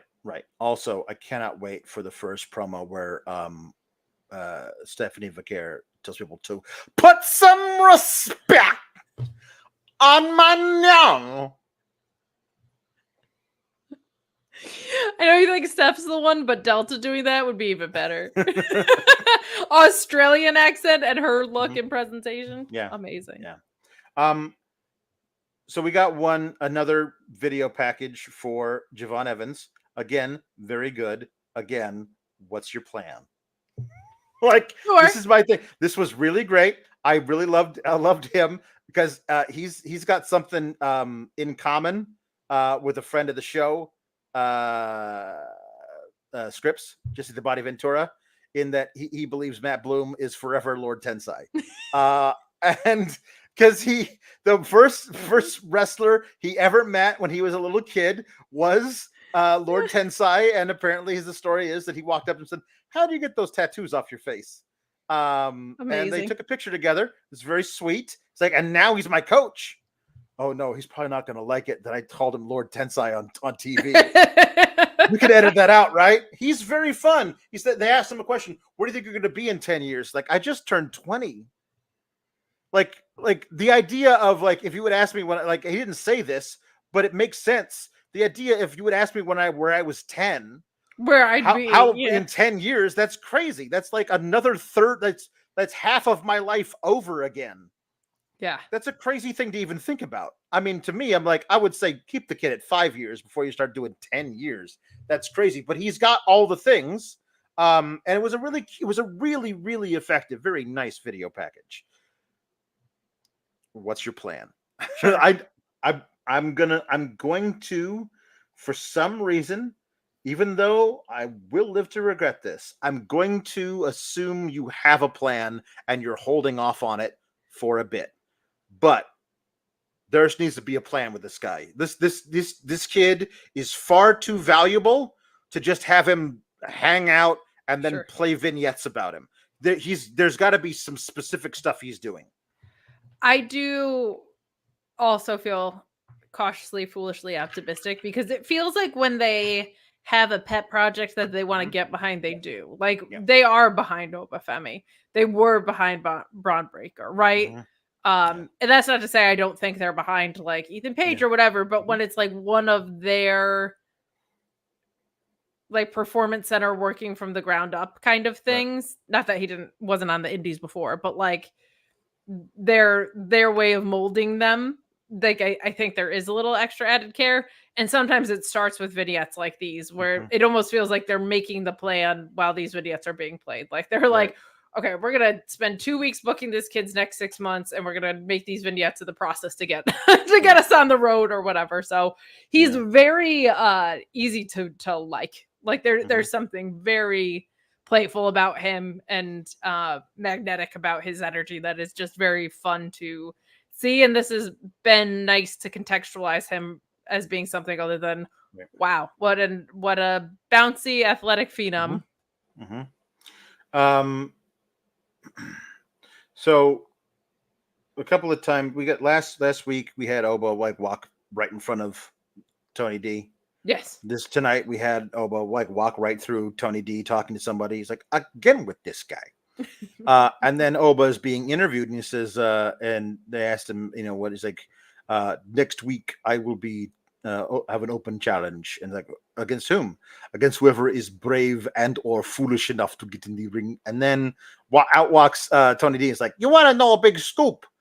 Next week I'm gonna have the match, which is Charlie Dempsey. Hey. And Oba did not look happy about it. So this is obviously building toward Tony D'Angelo versus Obafemi. I'm so torn, Kate.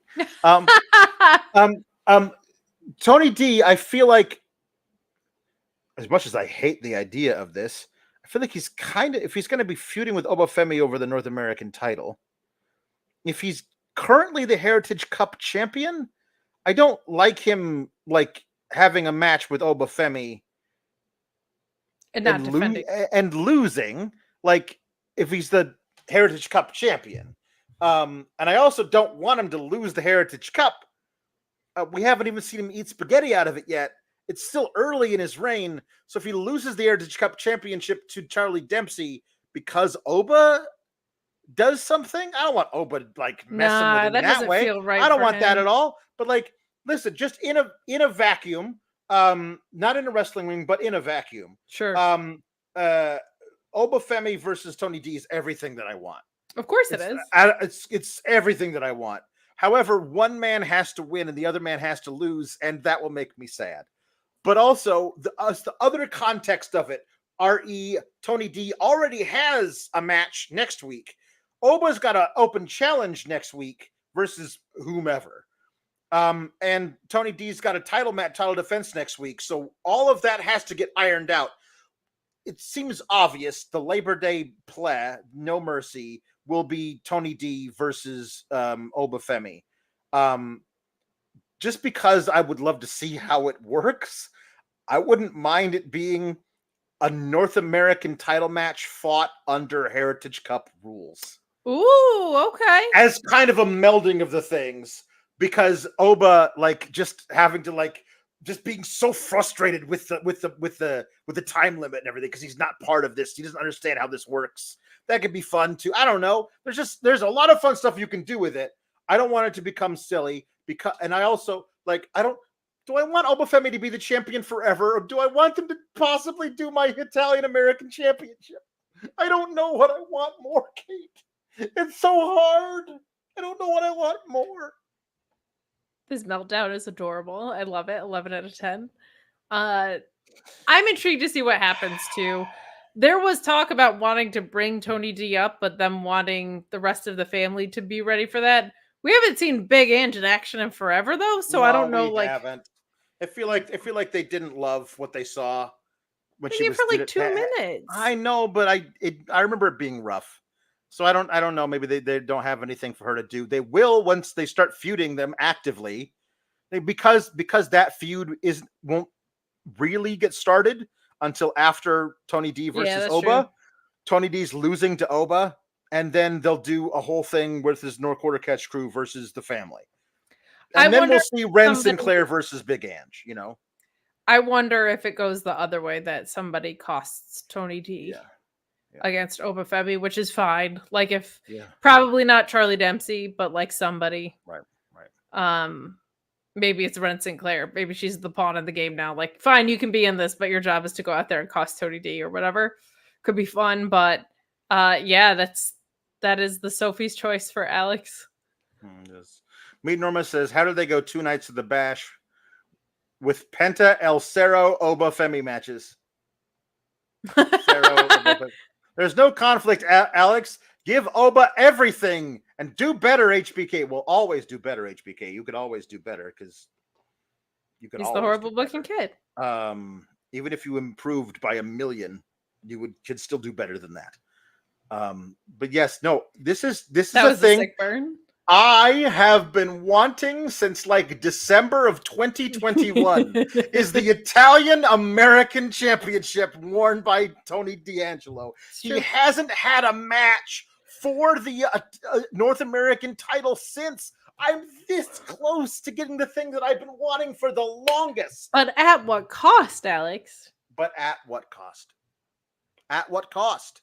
Thank you for putting it so succinctly. Louise asks who answers Oba's challenge next week. It'd be kind of cool if it was somebody from TNA, but it won't be. It'll just be Malik Blade or somebody. Okay. The Blurry Boys versus MSK. There was this really sweet thing between them about, before the match, which made the ending so much worse. Of Zach Wentz talking about how it's been 800 and something days, 891 days since he left this place, and it's felt like a long time coming. I can't believe I'm back here. Trey Miguel being so supportive of his friends, like the three of us together were the Rascals, but tonight's all about MSK. And Wesley being like so wistful and happy that he's back with his friends. He's so happy to be back with his brothers pre-match. And the match is excellent because it's these 4 guys. Yeah. It's with the one tiny exception of the dumb backflip that requires you to be pushed onto your opponent. That's the one thing I don't like in this whole match. It was so great. Oh, kudos to all 4 men. It was brilliant. Really good. Really great. So when you're moving that fast, the timing that everybody has to be perfectly on point with all of the stuff. My God, what a fantastic match. Zach Wentz gets trapped outside the ring. Axiom hits the golden ratio, they used to call that. His running single leg drop kick on Wesley and pins him before Zach Wentz came back in the ring. And they shake hands afterwards. The Blurry Boys go backstage. Wesley can barely stand. He's so distraught over this. Trey Miguel was like fighting back tears. Zach Wentz is keeping together the most out of the 3 of them. And they all stand up together. And Wesley kicks Trey Miguel in the face. And Zach Wentz is like, why? That's your brother. Why would you do this? And he kicks Zach Wentz in the balls. And then he destroys both of them, puts Trey Miguel through a barricade, drop kicks Zach Wentz's head into the steel steps, and he's turned fully heel. This is Luis will tell me. She will know this. He will know this. Luis will tell me how long the Rascals have been a thing. Like, I know there was a breakup because Wesley but if you just decide the time that at least 2 of them were together, how many years is that? And for the most part, there's always been something going on in TNA with some of them. This is a TNA faction. When MSK came over to NXT for a while, and there were 2 of them there, and only one of them in TNA, and Trey Miguel was doing his own thing. I understand that was part of it, but this was a TNA faction. And the idea that you would break them up after, 6 or 7 years on an episode of NXT, that just feels very much to me like it is not your story to tell, WWE. Like, if you were going to do this, you do it on an episode of TNA. I understand it's your guy, Wesley, doing the heel turn, but this is... You could easily just show footage of it and then have Wesley explain himself in NXT. That gives you what you... If you did this in TNA and ran film of it on social media, people would tune into your show the following Tuesday to see what the hell happened. Like, it does not feel like this is your story to tell. It was executed very well. It doesn't make any sense to me, but I don't know the full history of these guys. Wes Lee screaming at Zach Wentz, "You left me alone!" Like, doesn't, like, it was the idea that it was his choice to leave, to, like, yes. for the whole social media fervor that went on, leading to a thing of him from years before leaked, which forced their hand to release him. Like, it was his idea to do that. Doesn't make any sense to me. Wes Lee being distraught over coming back, not being able to get his NXT North American title back, being the one pinned in this title match, trying to, like, help his friends. I get all that, but for him to be like, go from, I mean, just jovial Wes Lee to Anakin in the middle of Revenge of the Sith, like, please don't kill the younglings, Wes Lee. The younglings didn't have anything to do with it. So there were two things that struck me about this. One, in full agreement that not only, to my understanding, and if you want TNA insight, that is a Joel and Cresta ball game. That is not a me ball game. Right. I cover ROH, so I do a post show while TNA is going on. I don't know the scene that well, but from my understanding, like, the Rascals are as integral to that program as just about anything. And, like, a breakup of them should have been like a Slammiversary breakup, not just a breakup under the TNA umbrella, but like a major pay-per-view, major big deal from my understanding.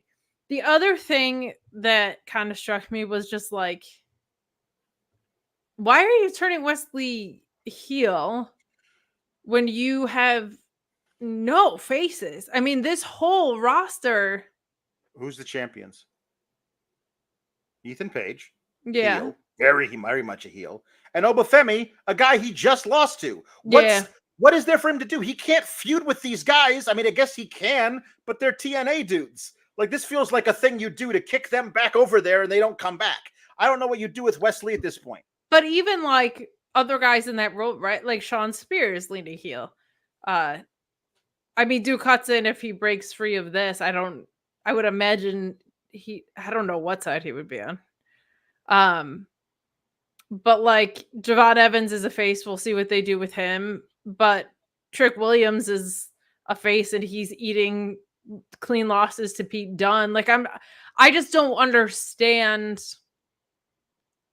why you're turning one of the most, like, easy to love baby faces who offers something different as a face too. He's not like Mr. In Your Face baby face. He has, like, this very cool ease about him. He's a different size than the other faces that you have in NXT right now. Like, I just don't. It was so frustrating because, like you said, the match was incredible. These guys were amazing. They were amazing in the 6-man. They're amazing here. It feels like TNA got robbed on the breakup, and it also feels like the crowd reacted well, but, like, they're not an established unit on NXT programming, so you're not going to get the same level of investment and payoff that you would if they were one of yours. So I don't know, man. Like, this was, I kind of want to see where it goes, but, like, off the bat, I don't get it at all. Like, there's not a single thing that, unless there are people I'm forgetting about, which is entirely possible. Like, who does Wes Lee face next? Like just a non-title program with Javon Evans would be great, but, like, you're gonna beat Javon Evans, and, like, there's a lot of momentum you have with Wes Lee. Like, this feels like a thing you do with Wes Lee if you're short on heels, correct, and you got to find a new one, and B, the champion currently, the top champion, is a babyface who needs challengers. That's when you do this, and you catapult Wes Lee, a new version of Wes Lee who doesn't give a shit about anybody but himself, back at, like, that's a totally different guy. I'm not saying Wes Lee can't pull this off, because I think he can. I just question why now is the time and why this show is the place. So MD Cyclo saying Javon, Trick, Eddie, Tony D, Briggs. Briggs definitely seems like he's still in this thing with Double Vest. And and Or with Beach, excuse me. and Sean Spears as well is going to And be Spears. standing in the way of Briggs, so he's out. Tony D is going to be with Obafemi. Yeah. Trick is going to be doing this with Pete Dunne on his way back to the title, so like nowhere near any of this. Right. Eddie Thorpe has Lex's King. I would love to see those matches after, like Wesley versus Eddie Thorpe, sure. Yeah. And Javon, I don't feel like Wesley should be losing, and I definitely don't feel like Javon should be losing. Right. Yeah. So it just makes no sense to me unless there's some trajectory that I Right. oh no, this is exactly what's gonna happen. Poor Dante Chen is gonna eat the pin. Yeah. Weird way to end the show. And quite frankly, like I get why this had to close the show, but sacrificing the Ethan Page championship match to be at the beginning of the show when you had a 2-week special with 2 nights in it was very weird to me. Like, yeah, you could have easily had that go on first, like have Ethan Page cut a promo like, I'm not waiting any longer. I need to get this guy out of my life forever as soon as possible. I talked to Ava and I demanded that my title match be the first match on the show. And because she knows what she has in yours truly, she said yes. So everybody, don't tune in late, because if you want to see All Ego, you got to go into the top of the show. Have him cut that promo, run it all over your social media. Boom. That's the reason why it's first. And you do Trick and Pete in the middle of the show. It solves all the problems. Roxanne and Thea was great. It really was. It was Thea's best match by a mile, and Roxanne is incredible. Co-main event it. They love doing co-main events. They want to do quadruple main events. Like co-main event it. The story was not strong enough going in there that it needed to be some standalone thing. Yes. Nothing can explain sometimes the horrible booking kids' motivations. However, I think Alpha Bill is onto something. Only explanation is HBK is wearing a bracelet. Bracelet check, HBK. Next time, show us your wrists. Show us your wrists. Show us your wrists. Son of a bitch. Show us your wrists. You better show us them wrists, sir. Okay, so Luis telling us that including the iterations in TNA, PWG, WWE, CS, CZW, and the variants that included Myron Reed, the Rascals had been an active faction since 2016. And Wes Lee and Zach Wentz had been the ones as members in all promotions. 8 years ended in a random Tuesday episode of NXT. The only thing that would make this more of an HBK call is if there was a barbershop window for somebody to get kicked through. It did feel very, very much along those lines. Tony P says, so everybody's just turning on everybody in WWE, huh? So it's going to be Randy and Cody, Axiom and Frazer, Miz and Truth, Waller and Theory. Is I missing anyone? Also, did they do a hard babyface turn with Jada? Because look who she was talking nice with. Yeah, she was definitely talking nice with all of the baby faces on the roster, which is not what she had been doing recently. And she was talking shit to Roxanne. So where'd Mia Yim go? Back on, I mean, she's, I don't know, she's hanging out with Bailey. I don't know. All right. Tim McFowle says the Rascals shouldn't break up any more than New Day should. And as well as Wes did with this, how can anyone watch him and think he's a heel? F you, HBK. Yeah. It's also too soon to his comeback from injury. Like, they needed way more space from that. Yes. Henry the Casey says HBK equals generational talent and worst booker of a generation. Made me feel worse for Wes Lee than when Wentz got fired. I'm done till Hendry is funny again. Well, I don't know, man. It's NXT. I don't know if he's ever going to be funny again. Like a generational talent, and then what's like a generational flopper? Sure. Okay. Yeah. Paul Elizabeth says, greetings, SGS. Hi, Dan. Sorry to see Kate take only the silver medal in the Segway event. I know. I mean, I did 3 of them. Come on now. It's like the all-arounds. I mean, sure. I'm sorry, I'm so busy influencing over here. Okay, You're right. You I have are. a lot going on, Dad. I just Jewelry want to make puns. my dad proud. Just Ricardo says Gemstone Cold. Very good. That's a really good one. Ian R says Jamala Gigi Dolan. Very good. Ian R says whose house? Swarovski's house. Wow. Well done. Well done. Ian R with some watch puns. Cassie Obafemi and Time X Pac. Very nice. And Very then well just done. Ricardo says Julia Hart. Jewelia. Very nice. Very nice. Mr. Showtime says Kate deserves a play button just for dem bangs. Oh, thank you so much. They're a little long. We gotta come. We're good. Okay, here we go. Jukeboxes. Okay. You have to sing a couple of duets. You do? Yes, you do. Yes, We're gonna get yelled at by Sean because we're gonna go over again. Okay. Bad Apple Jam Treebeard says Linder to sing Log Driver's Waltz by Kate and Anna McGarrigle. What on earth? I don't know. I mean, I like the first name. They're a Canadian. They're a Canadian group. If you ask any girl from the parish around what pleases her most from her head to her toes, she'll say, I'm not sure that it's business of yours, but I do like to waltz with a log driver. For he goes burling down and down Whitewater. That's where the log driver learns to step lightly. Yes, burling down and down Whitewater. The log driver's waltz pleases girls completely. That feels like it might be a double entendre. It does feel that way. We'll have to ask the MXM boys. Okay. Here we go. Okay. Insert Clever Tegan Knox pun says one of the Gallus boys doing Home for Arrest by Spirit of the West. Every Canadian over the age of 45 just popped massively. Okay, here we go. You'll have to excuse me. I'm not at my best. I've been gone for a month. I've been drunk since I left. These so-called vacations will soon be my death.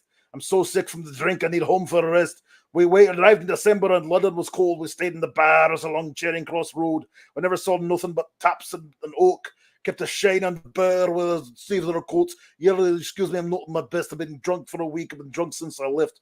And it was so far vacation, soon be my death. I've been so sick for the drink. I need home for a rest. Take me home.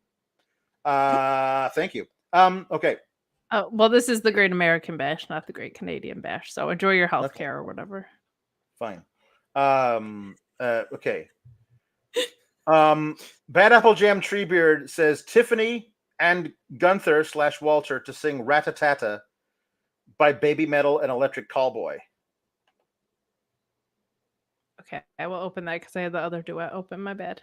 Give me 1 second. I wanted to group the Dusties together because it's easier. I understand. That's a dynamic little duo.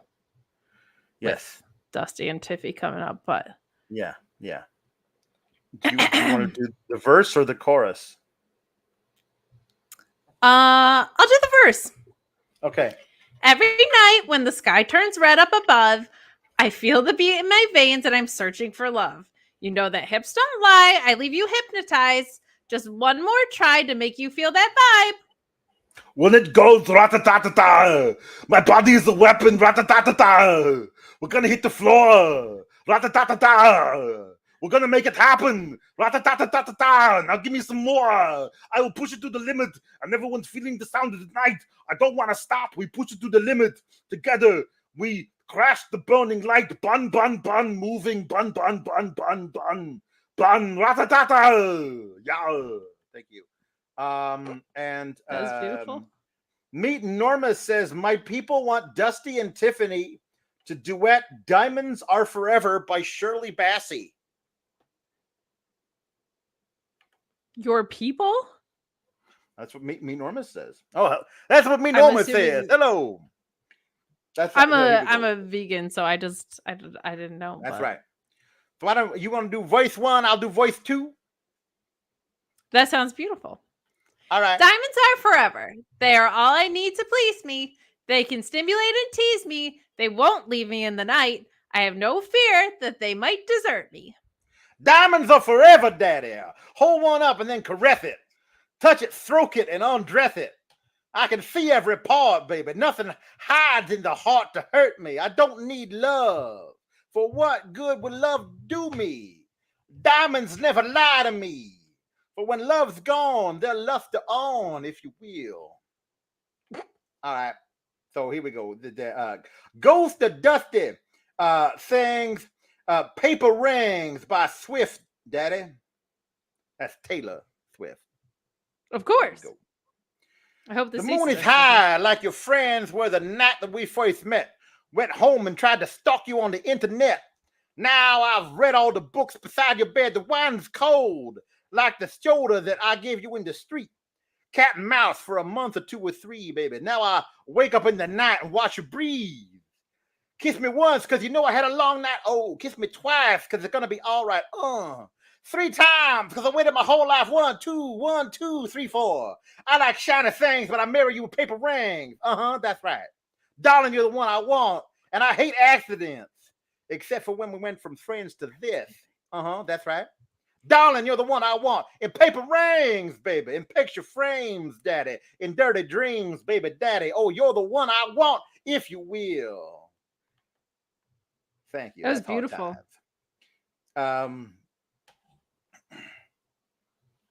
All right, well, I gotta go. I gotta go back to the way beyond. Sorry. Oh, wow. Okay, that was so quick. We love it when you're here. The glizzy party has gotten out of hand. I gotta go. Bye. Oh, no. Go tend to that glizzy party. It's important that you do. Hello. Tom LaValle says, Ricky Rainbow sings Lucy in the Sky with Diamonds.